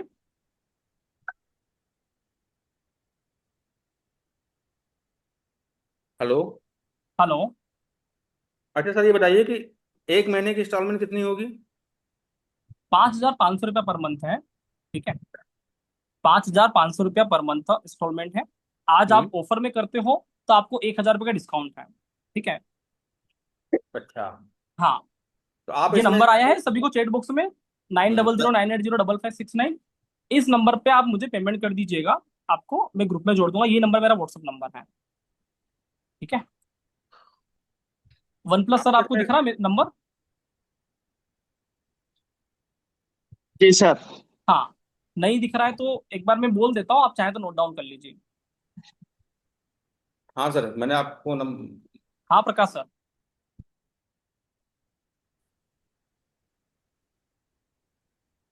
हेलो, मुझे आवाज नहीं आ रहा है। हेलो, मेरी आवाज़ आ रही है सर? हाँ सर, आवाज आ रही है। मैं ये बोल रहा हूँ कि आप इसमें सिर्फ जो है पराशरी सिखाएंगे या क्या क्या सिखाएंगे, मतलब क्या मैं भी क्या? बताया ना सर, वैदिक केपी नाड़ी का घोल अद्भुत ज्योतिष है। वैदिक पाराशरी, विष्णुमूर्ति पद्धति और भृगुनंदी नाड़ी, तीनों का त्रिवेणी संगम है। गंगा यमुना सरस्वती का मिक्सअप होता है ना, वैसे हम्म। तीनों का त्रिवेणी संगम है। तो आप इस तरह से इसको समझिए। सर ये सर एक ऐसा कंफ्यूज ज्योतिष सर का कोर्स है जिसमें सारा ज्योतिष कवर हो जाएगा आपका। हाँ, हम बोलिए। इसमें कंफ्यूज नहीं हो सर जाएंगे? इसमें हमको प्रिडिक्शन करना कंफ्यूज है। दूर करने के लिए ही तो कोर्स बनाया भैया। आदमी एक है तो भविष्य एक होगा। ऐसा हम्म। थोड़ी बोलेंगे कि लाल किताब से तो भैया राजयोग 40 साल की उम्र में और कृष्ण मूर्ति पद्धति 60 साल की उम्र में। एक आदमी, एक भविष्य, एक ज्योतिष। समझ में आ रहा है? एक ज्योतिष को सब पद्धति से मिक्स करके पढ़ेंगे तब जाकर कंफ्यूजन दूर होंगे। चीजें क्लियर है? ब्रह्मा विष्णु महेश को एक करके पढ़ोगे तब जाके लगेगा कि भगवान क्या होता है। ब्रह्मा अलग, विष्णु अलग, महेश अलग, तो भैया ऐसा नहीं होता। समझ में आ रहा है? कंफ्यूज दूर करने के लिए ही ज्योतिष बनाया गया। और रोज कितने घंटे की क्लास रहेगी? बस जितना आज हुआ, 1 1.5 घंटा 2 घंटा। ठीक है, ओके। 1.5 घंटा तो कम से कम मानकर चले। रामायण जो इतना गहरा है कि 1.5 घंटा तो मैं पढ़ाता हूँ, आधा घंटा डाउट डिस्कशन आपका चलता है। ठीक है, सर इसमें पीडीएफ और रिकॉर्डिंग मिलेगी? रिकॉर्डिंग मिलेगा आपको हमारे एप्लीकेशन पे, है ना। 1 साल तक वैलिड रहता है ना। 1 साल के बाद वो हटा दिया जाता है सॉफ्टवेयर से, लेकिन 1 साल तक आप आराम से नोट्स बना सकते हो, अपना जो मन चाहे वो कर सकते हो। पीडीएफ आपको मैं डाउनलोड की सुविधा देता हूँ।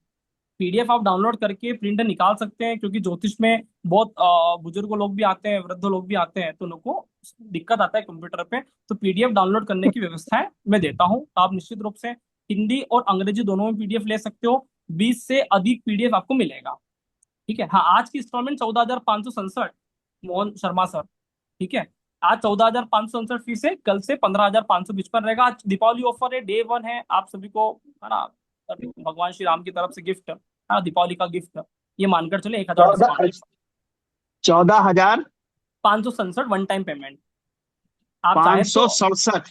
हाँ, आप 4,567 14,000। करके भी बुक करवा सकते हैं, कोई दिक्कत हम्म। नहीं है। लगता है ऐसा कि क्या होगा, मैं तो हमेशा ये चाहता हूँ एक इंस्टॉलमेंट देकर अजमाए, आपका पैसा वसूल होगा, आप खुद आगे रह के सेकंड इंस्टॉलमेंट पेमेंट करोगे, मुझे कोई दिक्कत नहीं है। आप आराम से 3 इंस्टॉलमेंट पेमेंट करें। आज आप टोकन अमाउंट 4,567 रुपये भी डलवा दीजिए, फिर 2 इंस्टॉलमेंट कर देना 5-5 हजार का। ये आपके लिए एक और विशेष ऑफर, वरना 5500 रुपया हमारा इंस्टॉलमेंट रहेगा, लेकिन आज ऑफर में 4,567 आप करवाइए टोकन अमाउंट, फिर 5-5 हजार के 2 इंस्टॉलमेंट करवा देना एक एक महीने के बाद। जल्दी नहीं है, आराम से करवाना, ठीक है?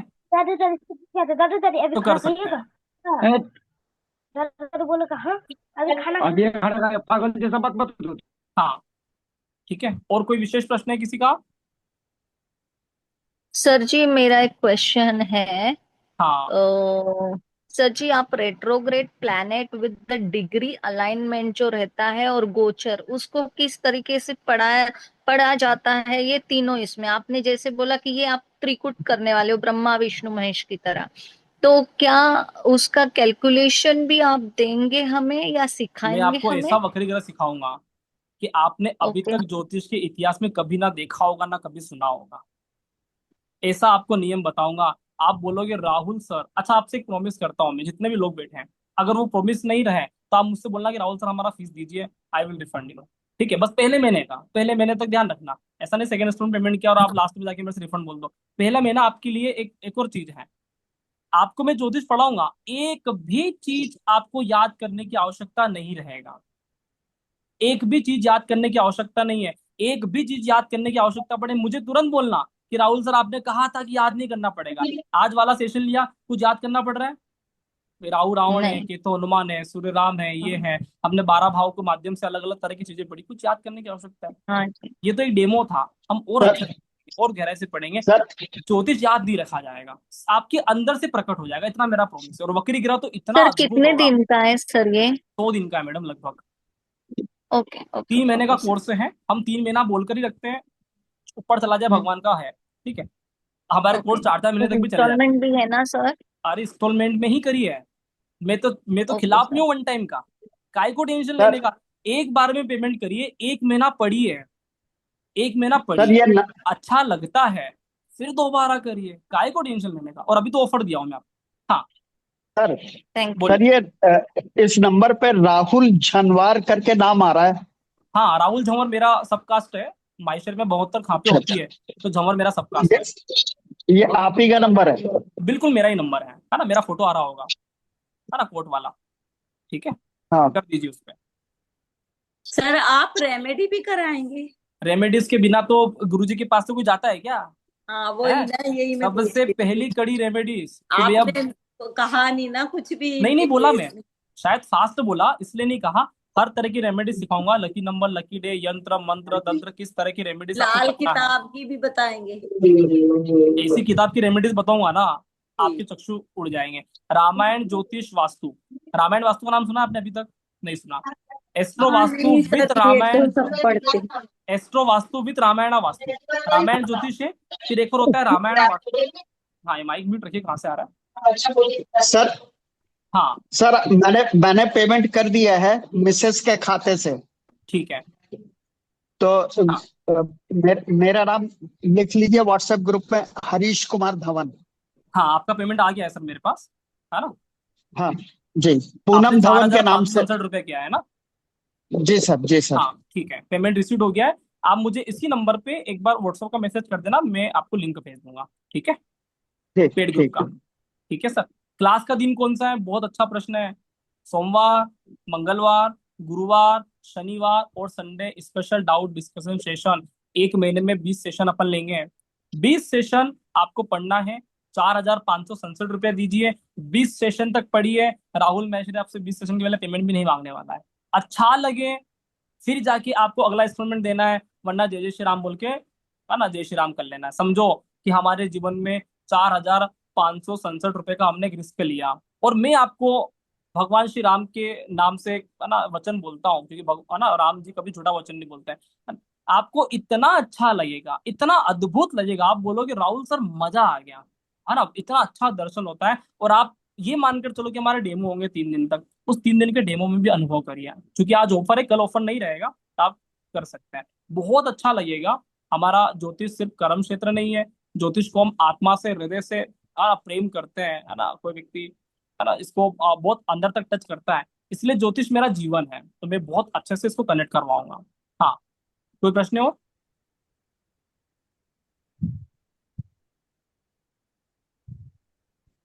और कोई प्रश्न किसी का? आप आप सभी के चेहरे भी नहीं दिख रहे हैं मेरे को। अच्छा, ये बताओ सेशन कैसा लगा? सर अच्छा लगा, तभी सच हम बताओ। बात कर रहे हैं सर, ये पूछना म- चाह रहे हैं। मेरा मन रखने के लिए मत बोलो यार, मतलब ऐसा बोलो कि नहीं कैसा सर, अच्छा था आपका है। सेशन, बहुत अच्छा था। सच में मजा आया। ठीक है। अच्छा था आपका हाँ, फीस कितना दिन तक है, सच फ्री में। कितना? कल भी है फ्री और परसों भी फ्री है, थैंक यू ठीक है। सर। हाँ, तो अच्छा लगा है मेरे को। हमेशा ये लगता है कि कोई भी व्यक्ति आता है तो समय का हमेशा सदुपयोग होना चाहिए। आपका 1 घंटे का सदुपयोग हुआ, ज्योतिष को जिया, और ज्योतिष जीवन जीने की कला है। इस 1 घंटे में आपने पूरा ज्योतिष को जिया, तो हमारा हृदय बहुत प्रसन्न हुआ कि चलो हमने कुछ अच्छा काम कर पाए। ठीक है। और कोई कुछ कहना चाहते हैं? सर मैं ये कहना चाह रही थी कि हाँ, ये आप डेमो लाइव कुंडली पे भी जैसे हम लोग अपनी कल लगाने करवाएंगे, के। कल करवाएंगे। कल अच्छा, कल कुंडली। करवाएंगे, ओके। हाँ, अभी तो देखो समा बनता है ना। तो धीरे धीरे समा बनने में सारी चीजें होगी। ये मानकर चलो कि मैं 8 सालों से ज्योतिष पढ़ा रहा हूँ, और मेरा इतना कमांड इन चीजों पे है कि आप आंख बंद करके ही बोलोगे कि सर कैसे क्या करना है। सारी चीजें वो होता है ना कि वो घोल, सर सारा घोल मिला के सर पिया एक हुआ है। बात और पूछना चाह रही थी, ये तो नहीं होगा कि ये पर्सनल कंसल्टेशन लो अगर आपको मेरे को क्या जन्म काम पत्र पर्सनल से मत लो भाई। 6 महीने का फ्री प्रैक्टिस प्लेटफॉर्म मिलता है। आप अपने घर भर की कितने भी कुंडलियां प्रिडिक्शन करवाएं, हाँ, वही मैं फ्री पूछना ऑफ चाह कॉस्ट। जी सर। 1 भी रुपया नहीं लगता है आपको फ्री प्रैक्टिस प्लेटफॉर्म में। और एक नहीं, कम से कम 10-10, 15-15 लोगों के अच्छे अच्छे अनुभव आपको निकलते हुए आएंगे। हमारे जो एस्ट्रोलॉजर बैठ के करते हैं वहां पे, रामायण ग्रुप बना रखा है, 8 सालों से बना हुआ है। 1 भी रुपया आपको पे करने की आवश्यकता नहीं है। ठीक। इनफैक्ट आप अपनी जब पर्सनल कंसल्टेंसी चालू करते हो ना, तो उनकी कुंडलियां भी वहां रखवा सकते हो, उनसे निचोड़ ले सकते हो। फिर अपने क्लाइंट को आप प्रिडिक्शन दे सकते हो कि हमने हमारा निचोड़िए। फिर जैसे समझ में आ सर रहा है? इतने सारे स्टूडेंट होंगे तो नंबर तो आएगा नहीं एक दिन में आएगा ना, जैसे। सबके नंबर आएंगे, है जी। ना। है ना, धीरज धर्म, है ना, धीरज रखना पड़ेगा। सभी के नंबर आते हैं। 2 दिन में एक कुंडली का प्रैक्टिस होता है ना। पुराने स्टूडेंट तो थक जाते हैं, वो तो बहुत मौका मिल गया उनको। नए स्टूडेंट के नंबर पहले लिया जाता है। ठीक है। 4500 एंड हाँ 569। हाँ, 67, है ना। सिक्सटी चार सेवन 4 5 6 7, है ना, चार ओके सर। पाँच छः सात ओके ठीक है। ओके ये ओके। करके आप टोकन अमाउंट करवा सकते हैं। और आप जी मुझे फोन कर देना, तो मैं आपको ग्रुप का लिंक भेज जी, दूंगा। पेटीएम करना है ना, हाँ, पेटीएम कुछ भी कर। करो, पेटीएम, हाँ, जीपे, फोन पे, सारा चलेगा। सर तो आपने नंबर सर सर ग्रुप पे डाल दीजिए। हाँ, मैं डाल देता हूँ। सर क्या बता रहे हो? हाँ सर नमस्ते सर। हाँ जी, बोलिए सर। सर सर ये मैंने आपको व्हाट्सएप किया है, तो देखिए मिल गया आपको? मुझे व्हाट्सअप किया है? जी। सर आप सेशन 18 अक्टूबर से रख रहे हैं, तो दिवाली है तो बहुत परेशानी हो जाएगी। दीपावली की छुट्टी रखेंगे मैडम। अच्छा 17 को अपना इंट्रोडक्शन लेक्चर ले लेंगे। हाँ सर, पेमेंट मिल गया आपका मुझे, थैंक यू वेरी मच। है ना, दीपावली को अपन ठीक सर। इंट्रोडक्शन लेक्चर रखेंगे। और सॉरी, थैंक यू 17 तारीख को। और उसके बाद हमारा सेशन आफ्टर दीपावली ही चालू होगा। दीपावली के टाइम तो कोई भी नहीं पड़ेगा, ये हाँ, तो वो फैक्ट कोई है। ना, इसलिए मैं पूछ रही थी कि कभी मिस हो नहीं जाए। नहीं नहीं, मैं भी दीपावली मनाऊंगा। हम भी बढ़िया आदमी है, हमको भी लक्ष्मी हाँ लक्ष्मी सर, मैं चाहिए, भी बढ़िया ही हूँ। है ना। अन्नकूट वनकूट हम भी बढ़िया खाना वाना बनाते हैं, है ना। जी भाई बीज का त्योहार मनाएंगे, तो 5 दिन का छुट्टी तो वो तो भैया सार्वभौमिक है। बस जी। आपका सेशन चालू कर देंगे 17 को एक बार, उसके हाँ बाद सर, नेक्स्ट क्लास दीपावली बाद। ठीक है। ठीक है सर, ओके। ओके। हाँ, ये तो नंबर सर कितने बजे तक करना है अगर मैं यही वाला ऑफर वाला ले? आज कर दो, आज अच्छा, मध्य आज रात्रि कर। कर दो, कोई दिक्कत ओके नहीं है ना। ओके। 12 बजे पहले कभी भी कर दो। जी ठीक है। जी जी, थैंक यू सर। आप सभी का प्रेम भाव है। ज्योतिष में सिर्फ हम धन कमाने के ऑब्जेक्ट से नहीं आए हैं। ज्योतिष जीवन जीने की कला है। और आपको पता है, मेरा एकमात्र कोर्स आता है। मैं एक सिंगल कोर्स जनरेट करता हूँ, सिर्फ 3-4 महीने में एक बार आता है। केपी वैदिक नाड़ी विद रामायण ज्योतिष, इसके अलावा कोई सेकंड कोर्स भी नहीं जनरेट करता है। इसी में ही सारा कुछ सिखाने का पूरा हमारा जज्बा है। और एक ही सेशन में सारा कुछ ही सिखा देते हैं। तो इतना अद्भुत कोर्स है, कहीं भटकने का आवश्यकता ही नहीं है। मुझे लगता है ज्योतिष एक बार करिए, फिर क्या भटकना, सब भटकाव दूर करने के लिए। सर ज्योतिष तो सारा ही करा हुआ है हमने टोटल, लेकिन हाँ यही है कि थोड़ा प्रैक्टिस चाह रहे थे, तो प्रैक्टिस हो जाएगी। बिल्कुल, आप आइए, आपका अनुभव सर बहुत अच्छा टोटल होगा। 20 साल से हम इसी फील्ड में हैं वैसे तो, जी लेकिन मैडम, बस ये है कि आपके साथ जुड़ के थोड़ा प्रैक्टिस करना चाहते हैं। हम आपके साथ जुड़ेंगे मैडम, ऐसा बोलो, हमें बहुत अच्छा लगता है, आपका जी अनुभव बहुत ज्यादा है। ठीक है, तो अच्छे जी से कनेक्ट करेंगे हम। ठीक है, जी। ये तो, नमस्कार। हाँ। और हाँ। किसी का प्रश्न है? प्रकाश शाह सर कुछ कह रहे हो? ना सर। हाँ जी सर, नमस्कार। थैंक यू सर, नमस्कार नमस्कार। देखते हैं। हाँ, ओके, वेरी गुड। ठीक है। और आप सभी का कुछ अगर मन में कुछ सवाल है सेशन को लेकर, कुछ है ना, भारत में एक परंपरा होता है कि अच्छा लगे तो थैंक यू। मैं ना उधर गया था मलेशिया वगैरह, तो वहाँ पे लोग अच्छे अच्छे हैं, है ना, थैंक यू वगैरह बढ़िया बोलते हैं, अंग्रेज लोग थैंक यू अच्छे से बोलते हैं। तो ये हमारा होना चाहिए कि हमें अच्छा लगे तो आप थैंक यू बोल सकते हो। ठीक है, और अगर कुछ मन में प्रश्न है तो आपको निश्चित तौर पर पूछ सकते हो, मैं यहाँ पे अवेलेबल हूँ। अमर सर कुछ कह रहे हो? अमर सर? Yes sir. हाँ जी सर। मेरे को वो जानना था सर कि आप जैसे बनिया है तो हाँ, कौन से वहां से हैं? मैं एमपी से हूँ सर, मध्य प्रदेश। मध्य प्रदेश से नहीं, मीन्स जैसे अपने में मीन्स का दिगंबर श्वेतंबर ऐसा कुछ। हम जैन नहीं है, माहेश्वरी है ना। ओके, जैन हाँ, महेश मरी। माहेश्वरी तो है। मेरे को नहीं नहीं, ओके मैं समझा वो जैन है, तो मेरे को वो जानना था कि जैन की मैथोलॉजी अलग होती है कि जैसे हम हिंदू में ये शिव भगवान को यूज करते हैं, शिव हाँ भगवान को मानते हैं। हाँ तो हाँ, हमारे में अलग पार्श्वनाथ भगवान को मानते हैं, तो ऐसा जी जी। ऐसा कुछ इसमें पता चलेगा हमको कि बहुत वो। बहुत सारा मेरा धर्म को लेकर बहुत रिसर्च है। थोड़ा सा क्लू देना चाहूंगा कि हिंदू धर्म गुरु और सूर्य प्रभावित है। ये हिंदू धर्म सही। मतलब गुरु और सूर्य। भारत में एक परंपरा है कि भैया गुरु हम्म, ब्रह्मा, गुरु विष्णु, गुरु देवो महेश्वरा, गुरु साक्षात परम ब्रह्म तस्मै श्री गुरुवे नमः। तो भारत गुरु प्रधान देश है। ठीक है, और भारत हम्म, में सूर्य नमस्कार करने की परंपरा है। जैन धर्म को हम इंडिकेट करते हैं रामायण ज्योतिष में केतु प्रधान, और केतु को बोलते हैं हनुमान जी। और आपको पता है हम्म, हनुमान जी का जन्मदिन और महावीर स्वामी का जन्मदिन लगभग लगभग साथ में आता है। साथ उनको में भी क्या बोलते हैं? महावीर स्वामी, इनको भी बोलते हैं महावीर बजरंगबली। समझ में आ रहा है? तो जैन धर्म हाँ। केतु से रिप्रेजेंट करता है। जितना सेवा त्याग और ये सदाचार, जितनी चीजों को त्यागने की परंपरा जैन धर्म में है, या प्याज नहीं खाते, आलू नहीं खाते। आज इतना भारत हम्म, गर्वित करता है कि भैया बोल दो कि भैया कौन सा खाना खाना जाना है, तो हम बोल दो होटल में कि भैया जैन थाली लगा दे, सही कह रहे हो। बस सही इसमें कह काम हो गया कि वो ना आलू लाएगा ना प्याज लाएगा। तो जैन धर्म इतना त्याग करने वाला है। और केतु क्या बोलते हैं? केतु त्याग करने की परंपरा है। ठीक है, तो जैन धर्म वाले बहुत त्याग करते हैं इनके। तो ये एक फिलोसॉफी है कि जैन धर्म केतु से रूल करता है, हिंदू धर्म सूर्य और गुरु से रूल करता है। इसलिए आप कभी अनुभव करना, सूर्य को क्या बोलते हैं? राम बोलते हैं, है ना। हम्म, केतु को बोलते हैं हनुमान बोलते हैं। अच्छा, राम हम्म, और हनुमान का बहुत अच्छा दोस्ती है। जैन धर्म हम्म, हिंदू धर्म का हमेशा इतना अच्छा, मतलब बोलते हैं ना, बेजोड़ संबंध है कि पता हम्म। ही नहीं चलता कि भैया ये अलग धर्म का ही व्यक्ति है। सही कह रहा हूँ कि नहीं सही कह रहा हूँ? हाँ ये वो सही है। फिलोसफी है। हाँ, ठीक है, तो ऐसे कनेक्ट कर लेकिन क्या सकते हैं। हमारे हमारे जो जैन हम लोग जैन कास्ट में है, तो जैन कास्ट में क्या होता है कि वो लोग अपने उपाय मीन्स का आप जैसे कोई उपाय बताए तो हमारे धर्म का बताओ, ऐसा इट इज वो लोग बोलते हैं। अगर ये जैसे कह दिया हमारे जाए गुरु के पास जाते हैं तो वो धर्म लोग ही ऐसा एक होता बोलते है, हैं। इतना हाँ मैं आपको महसूस करवा दूंगा रामायण ज्योतिष में कि सबका धर्म ही एक होता है। भगवान श्री कृष्ण बोलते हैं ना कि सब धर्म को परित्याग कर तू मेरी शरण में आ जा। ज्योतिष आपको इतना अंदर से प्रकट करवा दूंगा कि आप बोलोगे कि आहा, ऐसा ज्योतिष हमने कभी नहीं देखा। उपाय से मुक्त हो जाओगे, इतना अद्भुत ज्योतिष हो जाएगा, आप बोलोगे राहुल सर ऐसा ज्योतिष हमने कहीं नहीं देखा। क्योंकि सच बात तो ये है कि ऐसा कोई पढ़ाने वाला ही नहीं है ना, इतना रिसर्च रामायण ज्योतिष पे। क्योंकि मेरा खुद का है, मतलब अगर किसी और का पढ़ा था ना तो मैं बोल सकता था कि वो व्यक्ति भी पढ़ाते हैं, लेकिन ये मैंने डेवलप किया। मुझे पूरा विश्वास है, मैं 8 सालों से शोध कर रहा हूँ, मैं रामायण की ग्रंथ लिख रहा हूँ, मैं काव्य श्रृंखला ज्योतिष को पढ़ाता हूँ। मुझे विश्वास है कि मेरा ज्योतिष क्या है, मैं जानता हूँ इसकी रग रग क्या है। तो ये अद्भुत है, इसमें हम इसमें। हर तरह की टेक्निक को यूज करते हैं। कृष्णमूर्ति पद्धति आज का टेक्निक है, हम्म, इसको यूज हम्म, करेंगे।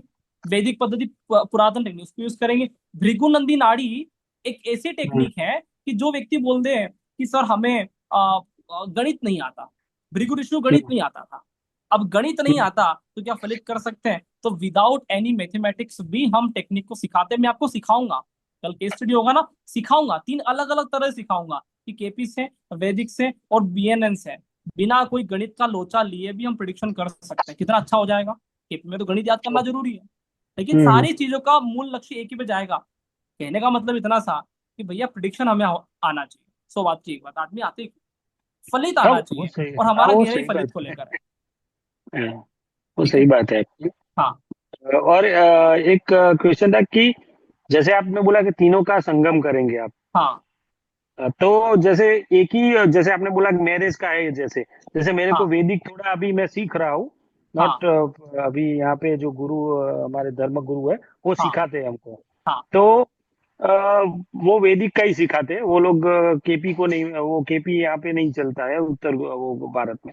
हाँ तो मैं वो जानना चाहता हूँ कि आप जैसे मैरिज देखते हैं किसी का भी, हाँ या कोई भी क्वेश्चन ले लो, तो मैरिज देखा है तो मैरिज में जैसे उसमें नंबर होते हैं अपने केपी में, कृष्ण मरते में, कि भाई मैरिज होगा या नहीं होगा, इट इज प्रॉमिस है या नहीं है, वॉट एवर। तो और उसमें जैसे देखते हैं भाई कि नंबर ऑफ ग्रह ऐसा हुआ वैसा हुआ, तो ये नहीं होगा, ऐसा बोलते हैं ऐसा। तो दोनों में ये डिफरेंस, तीनों में डिफरेंस क्या है जैसे? ये इसलिए दिक्कत होता है सर।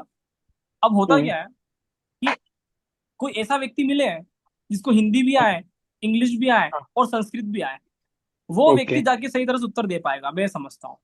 कोई ऐसा या व्यक्ति सही। मिले जिसको कृष्णमूर्ति पद्धति भी पूरा आता हो, वैदिक भी हम्म। पूरा आता हो और भृगुनंदी नाड़ी ओके। भी पूरा आता हो, वही जाकर कमाल कर पाएगा। अब परेशानी पता है दिक्कत क्या है? वैदिक हम्म। वाला व्यक्ति ऑर्थोडॉक्स व्यक्ति है, भैया हम हाँ नई सही पद्धति को बात। फॉलो नहीं करेंगे।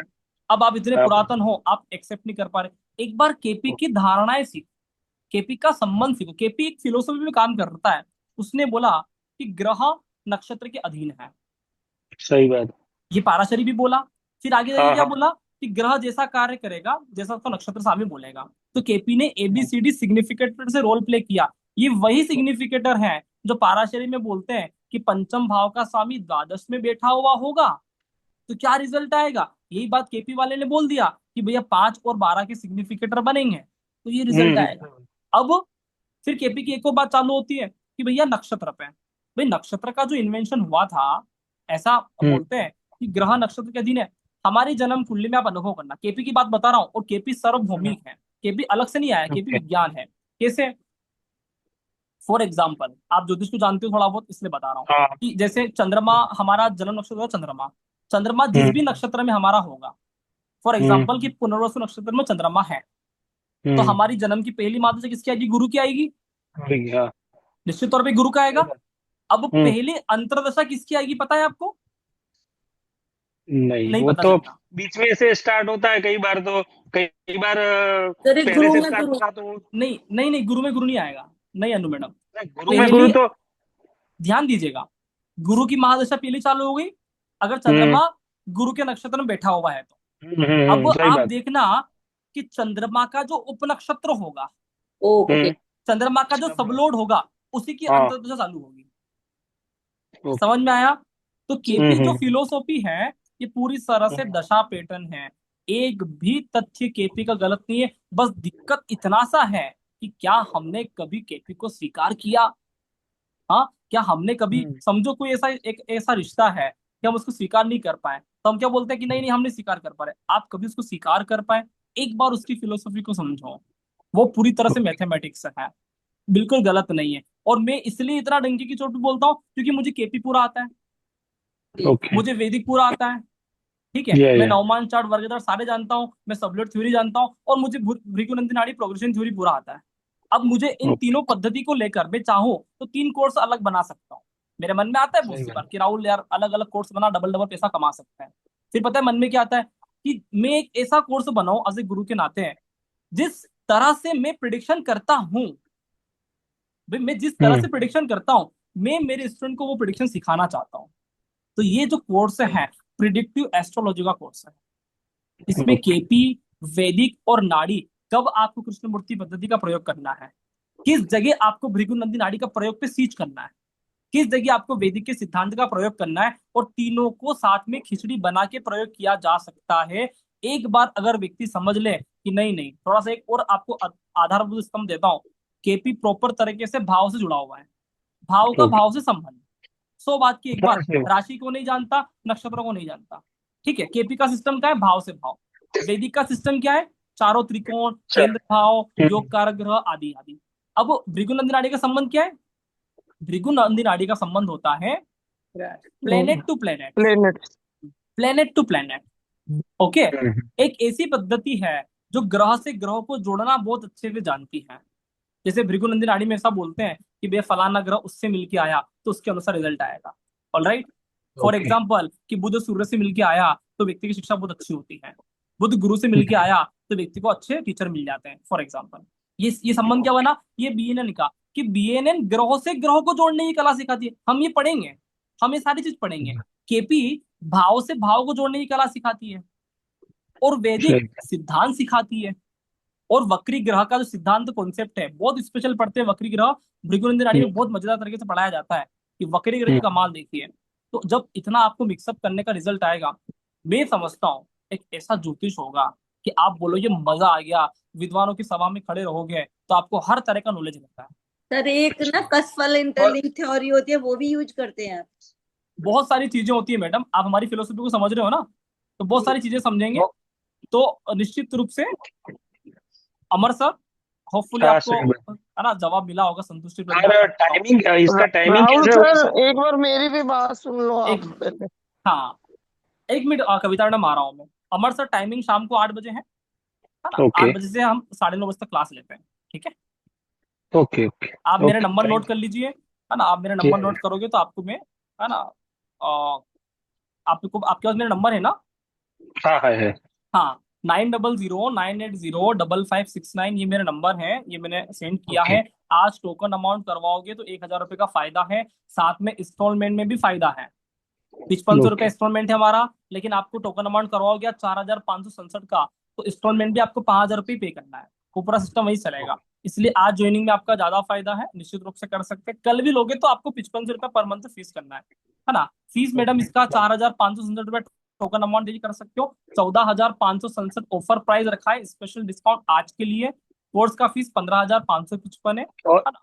हाँ एक सर, एक और क्वेश्चन था कि हाँ फर्स्ट सेशन में आप बोले फर्स्ट मंथ वट एवर जो बोलिए, हाँ, तो उसमें क्या क्या आप सिखाएंगे फर्स्ट 20 मंथ में? सेशन में आपका पूरा बेसिक कवर हो जाएगा, केपी सिग्निफिकेटर तक कवर हो जाएंगे। ठीक है, ओके। बहुत कुछ कवर और हो जाएगा वैदिक पूरा। वैदिक में? पूरा मतलब आपका वैदिक का आधार, केपी का आधार लगभग लगभग कवर हो जाएगा, 20 सेशन में सारे हो जाएंगे। ठीक है, ओके। और महादशा, अंतरदशा और प्रत्यंतर दशा तक, सूक्ष्म अरे वो दशा तो तक अपन गोचर सिखाएंगे? में सीखेंगे, वो लास्ट में जाएंगे। ओके। ठीक है, वो गोचर का नहीं, वो विषय आ गया। वहां तक, सही बात है आपकी, लेकिन वहां तक जाएंगे ना? अरे टाइमिंग ऑफ इवेंट, घटना किस दिन होगा, किस साल हाँ। होगा, वर्षफल, माह, सारी चीजें निकालना है। ऐसे आपको नहीं छोड़ने वाला अधूरे में मैं।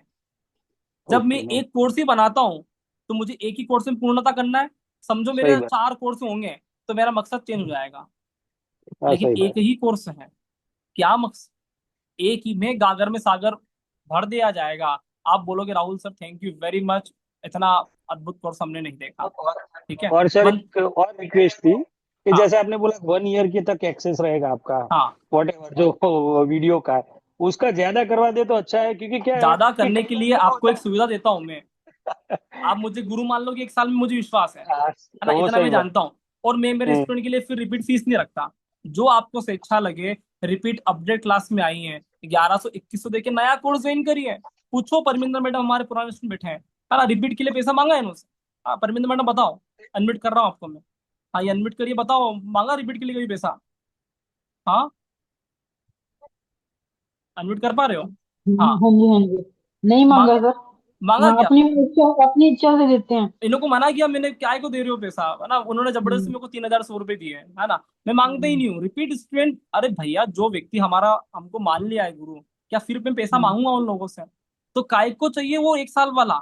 रिपीट आई है 1100 में, 2100 में, आपका मन पड़े जितना पैसा देकर, मैं 1100 2100 भी नहीं बोल रहा हूँ, जितना मन पड़े, पर मिनिमम देना चाहिए। 1100 2100 क्या फर्क पड़ता है? अपडेट वापस कोर्स में आ जाइए, कोई दिक्कत है क्या?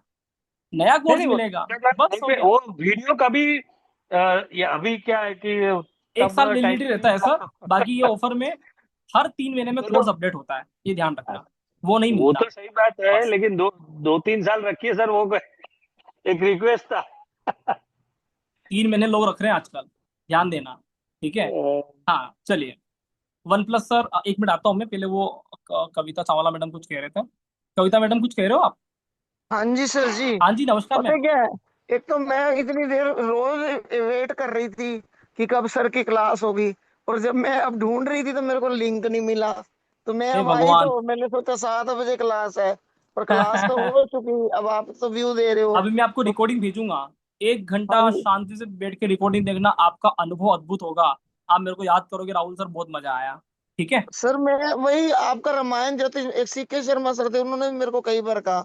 मैं यही जानना चाहती थी कि रामायण से ज्योतिष को आप कैसे कनेक्ट बस कर एक रहे घंटा हो। आज का सेशन पढ़िए, और कल 6 बजे आना। कल 6 बजे क्लास होगा, कल भी कनेक्ट करवाऊंगा। हाँ, सर्टिफिकेट और मिलेगा और मधु मैडम। जो भी ना हाँ। आपके साथ कोर्स कर रहे हैं, मैं सबको कहूंगी, आप वैदिक सीखो, केपी सीखो, 10,000 से कम कोई कोर्स नहीं सिखाता। और सर 14,000 में अगर एक साथ सारे सिखा रहे हैं तो आपको इससे ज्यादा बेनिफिट हो नहीं सकता। इस कोर्स का फीस नहीं है, ये अनमोल कोर्स है। आपको मन में हाँ जरा सा भी लगे ना कि राहुल सर लूट लिया हमको, लूट लिया, भगवान श्री राम के आदर्श पे चलते हैं, समझ में आ रहा है, तो कोई व्यक्ति स्टूडेंट कभी निराश हो जाता है, तो हम उसको बोलते थे कि छोड़िए ना मैडम, आपको सर, जितना हम तो समझना है ना, 3-4 कोई जगह दिक्कत से नहीं। करे हैं, केपी का भी, बीएनएन का भी, और उसका भी, सबके 5 से 10 के बीच में फीस रहता है सबका, एक एक अलग अलग कोर्स का। फिर पंद्रह दशा पंद्रह का दिन के अलग कोर्स लेते होते हैं। हैं। हाँ, आपको दशा का मार्केट अलग में। लेते हैं, वो प्रोगैनी का अलग करवाते हैं, ऐसे अलग अलग पता नहीं कितने कोर्स बना रखे हैं। दशा की अलग, फिर कुंडली एनालिसिस के अलग। मैं आपको क्या बताऊं। घबराहट वहीं पे होता है, घबराहट वहीं पे होता है। और मार्केट में 9 महीने आपको पढ़ाने वाला कोई नहीं, मैं आपको फिर बता दूं। कैसे बात बिल्कुल कर रहे हो बिल्कुल। आप, कोई नहीं पढ़ा सकता। ठीक और है। एक महीने में 8 क्लासेस, 10 क्लासेस ऐसे फिक्स की हुई हैं सबने। मेरा 20 सेशन तो होता है 1 महीने में, है ना। आप बिल्कुल कविता मैडम कर सकते हैं। हाँ, वन प्लस सर, आपका नाम तो नहीं आ रहा है, बताइए नहीं क्या शुभ सर, नाम है मेरे आपका? को वो जो मेरा क्वेश्चन मेन था वो रह गया। आपने बोला कि गुरु की महादशा में पैदा हुआ है, तो उनकी मतलब अंतरदशा, पहली दशा जैसे हम वैसे विषयोत्तरी में पढ़ते हैं तो गुरु में गुरु की होती है, तो ये अरे मतलब गुरु में उनका गुरु का टाइम तो बीत होता चुका है, होगा। हाँ जी। गुरु में गुरु का तो होता है, लेकिन आप हम्म। प्रॉपर उसी टाइम पे थोड़ी पैदा हुए हो कि जब गुरु का हाँ हाँ। पुनर्वसु नक्षत्र बिल्कुल 1 डिग्री पे अगर आपने जन्म ले लिया। ऐसा हाँ हाँ थोड़ी वही हुआ तो। होगा, तो कैसी सही। बात कर नहीं रहे हो, नहीं है ना। ठीक है ठीक सर, है। वही मेरा डाउट था कि उनका हाँ, कुछ टाइम बीत चुका, भाई कितने डिग्री पे प्लेनेट वो आ तो होता चुका, ही तो है। ठीक है। भी पहले चलिए। पाद में था, दूसरे में या तीसरे में, ठीक है, समझ गए सर। Okay sir okay. बहुत अच्छा है, मैंने जितना सुना आपका, मतलब जितना आपकी तारीफ पहले से सुन रखी थी, उससे ज्यादा ही पाया सर। बहुत अच्छा, मैं करूँ मतलब वो जो अभी तो मैं टोकन नहीं कर सकती, मेरे बच्चों के आज हाथ हमारा में चंद्रमा तो। अच्छा चल रहा है, हमको तारीफ सुनने को मौका मिल गया, है ना। नहीं ठीक है। हाँ, वन प्लस सर बताइए आप एक बार। सर सर मैं ये कह रहा था, हालांकि जो अभी मैडम बोल रही थी, मैं हाँ, भी प्रभावित हुआ उससे। 70 इयर्स की एज है, 16 इयर्स रिटायर हुए हो गया, लगते टेन नहीं सर आप ईयर्स 70 साल के हो, ये शानदार दाढ़ी मूछे आपकी, काली काली, है ना। Thank you thank you thank you. लग ही नहीं रहे हो यार, बेस्ट हमको लग रहा है बेस्ट 40 साल का व्यक्ति है। क्या बात है। Best best compliment for the अरे डे। सच बता रहा हूँ। हाँ बताइए सर। हाँ। सर, मैंने भी भृगु करी, केपी करी, वैदिक करी, सब कुछ पढ़े ही चले जा रहे हैं, लेकिन आप सारी चीजें एक प्लेटफॉर्म पे पढ़ाओगे तो दिमाग में सब गड्ढमड्ढ नहीं हो जाएगा। ये वही हो गया ना। नहीं हमने नहीं यजुर्वेद पढ़ा, सामवेद पढ़ा, अथर्ववेद पढ़ा, है ना, भगवान तो फिर भी नहीं मिले। तो कुछ ऐसी चीज पढ़ो कि जिससे भगवान मिले, जिससे कनेक्ट हो कि सब वेद एक है। ठीक है, तो ये एक ऐसी पद्धति है, क्योंकि सर मैं एक चीज को फॉलो करता हूँ कि अगर व्यक्ति एक है ना, म्यूट करता हूँ, आपको इससे आवाज आ रहा है। अगर व्यक्ति एक है तो उसका भविष्य एक होगा, विश्वास करते हो? ऐसा थोड़ी बोलेगा कि भैया ऋषि पाराशर जी के सूत्रों के अनुसार, पाराशरी के अकॉर्डिंग आपके 30 साल की उम्र में राजयोग होगा, और लाल किताब 38 साल की उम्र में राजयोग देगी, और भृगुनंदिनी आर्य बोलेगी अगले जन्म में देंगे। ऐसा होगा? ऐसा कभी नहीं होगा। एक व्यक्ति, एक भविष्य, और एक ही स्थिति होना चाहिए, वही ज्योतिष होता है भैया। ये सब कहने में आता है अलग अलग पद्धतियां, ये सारी पद्धतियां एक ही जगह जाके आपको पहुंचाना चाहिए। अंतिम जो लक्ष्य बिल्कुल। है वो एक होना चाहिए। और मैं इस सबका चीज को फॉलो करता हूँ कि मैं जो केपी से देखा, क्या वो वैदिक भी फॉलो कर रहा है, क्या वो बीएनएन भी फॉलो कर रहा है, तीनों चीजों को देखकर रामायण ज्योतिष से भी मिक्सअप हो रहा है, तो जाके मेरे लिए वेरिफिकेशन है। इसको बोलते हैं 3 स्टेप वेरिफिकेशन। मैं तो वहीं से सर, प्रूव हो जाता हूँ। हाँ। सर रिजल्ट भी सेम आना चाहिए तीनों से, है ना। रिजल्ट सेम आएगा, जब हमको मालूम पड़ गया कि कृष्ण और राधा एक ही, जब हमें इतना मन से विश्वास हो गया कि कृष्ण और राधा एक ही और ब्रह्मा विष्णु महेश एक ही, कहने में आता है कि ब्रह्मा सृष्टि की रचना करते हैं और भगवान महेश खत्म करते हैं। जब दो अलग अलग तत्वों से आप पढ़ोगे तो भगवान को समझ पाओगे नहीं। जब तीनों को मिला के एक पढ़ोगे कि कितनी जरूरत था रचना करने में, एक गाड़ी चलाते हैं तो क्या गाड़ी में सिर्फ रेस की आवश्यकता होती है? ब्रेक की आवश्यकता उससे ज्यादा है। ब्रेक को बोलते हैं शिव, रेस को बोलते हैं ब्रह्मा। समझ में आ रहा है नहीं आ रहा है? और आप जी सर। स्टीयरिंग करते हो, ड्राइवर बैठा हुआ होता है विष्णु।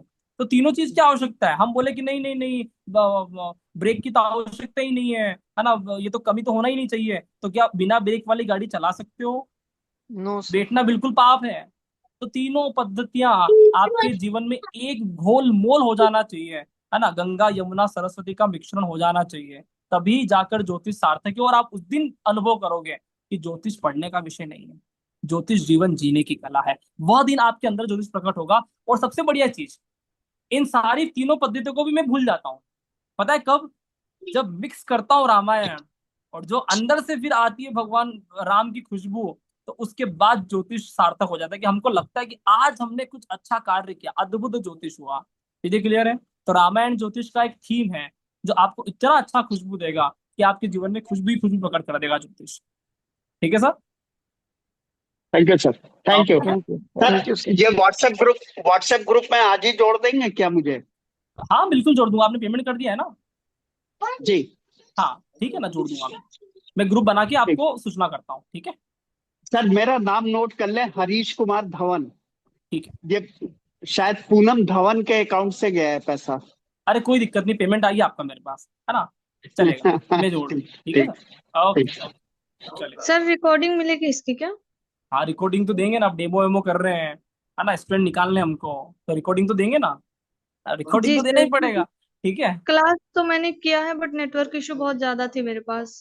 रिकॉर्डिंग देंगे आपको आज। इनरोलमेंट का क्लोजिंग टाइम है, मतलब पहला दिन है वैसे तो, लेकिन ऑफर का क्लोजिंग टाइम है 4,567 में आप ज्वाइनिंग कर सकते हैं। फिर 5,500 के 2 इंस्टॉलमेंट पे करना है एक एक महीने के बाद, एक साथ पे नहीं करना है। कल से आपको 15,555 पे करना पड़ेगा और इंस्टॉलमेंट 5,500 रुपये पर मंथ रहेगा। तो आपके लिए आज ऑफर में बहुत बढ़िया फायदा है, आप बिल्कुल ज्वाइन कर सकते हैं। ठीक है? सर ये मेरे तो एक तरह से 2,000 रुपए का फायदा है।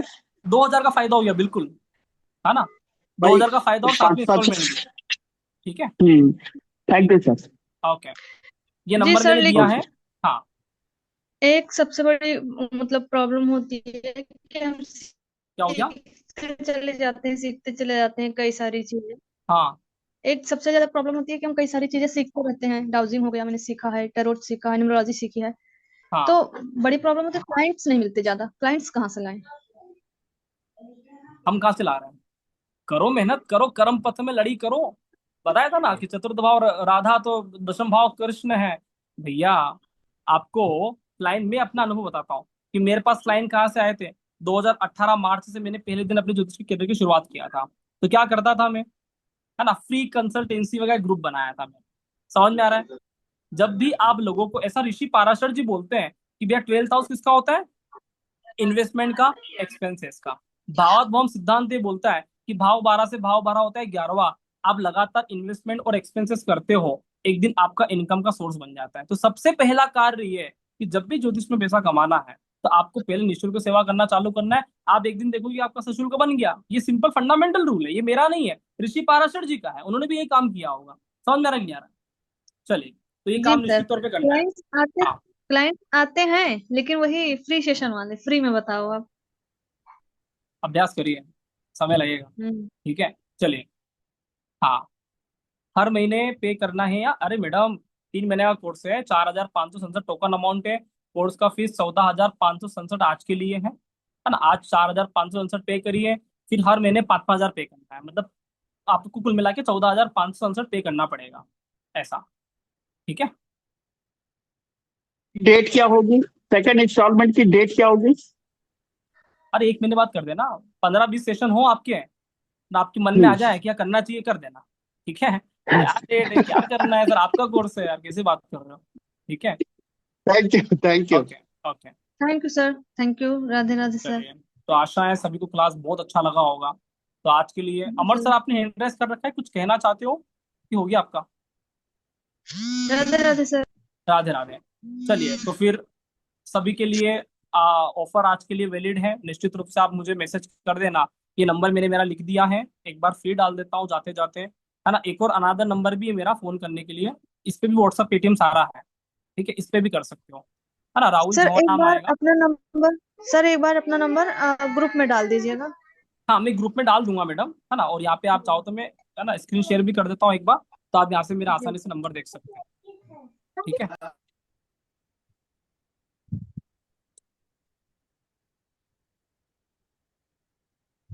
हाँ ये नंबर दिख रहा है ना, नहीं दिख रहा है क्या?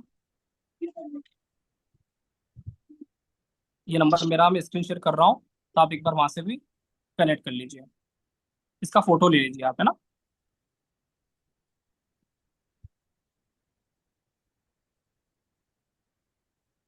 ठीक है।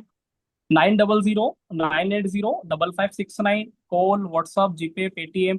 अनादर नंबर एक और है, 7566722730, ये नंबर भी मेरा ही है। इस पे भी कॉल, व्हाट्सअप, पेटीएम कर सकते हो, आपको दोनों नंबर पे व्हाट्सअप मिलेगा, ठीक है। तो मिलते हैं कल पुनः 6 बजे हम प्रस्तुत रहेंगे एक नई, है ना, टेक्निक के साथ। फिलहाल आज के लिए इतना ही है, बहुत बहुत धन्यवाद। नमस्कार, जय जय श्री राम। जय जय श्री राम।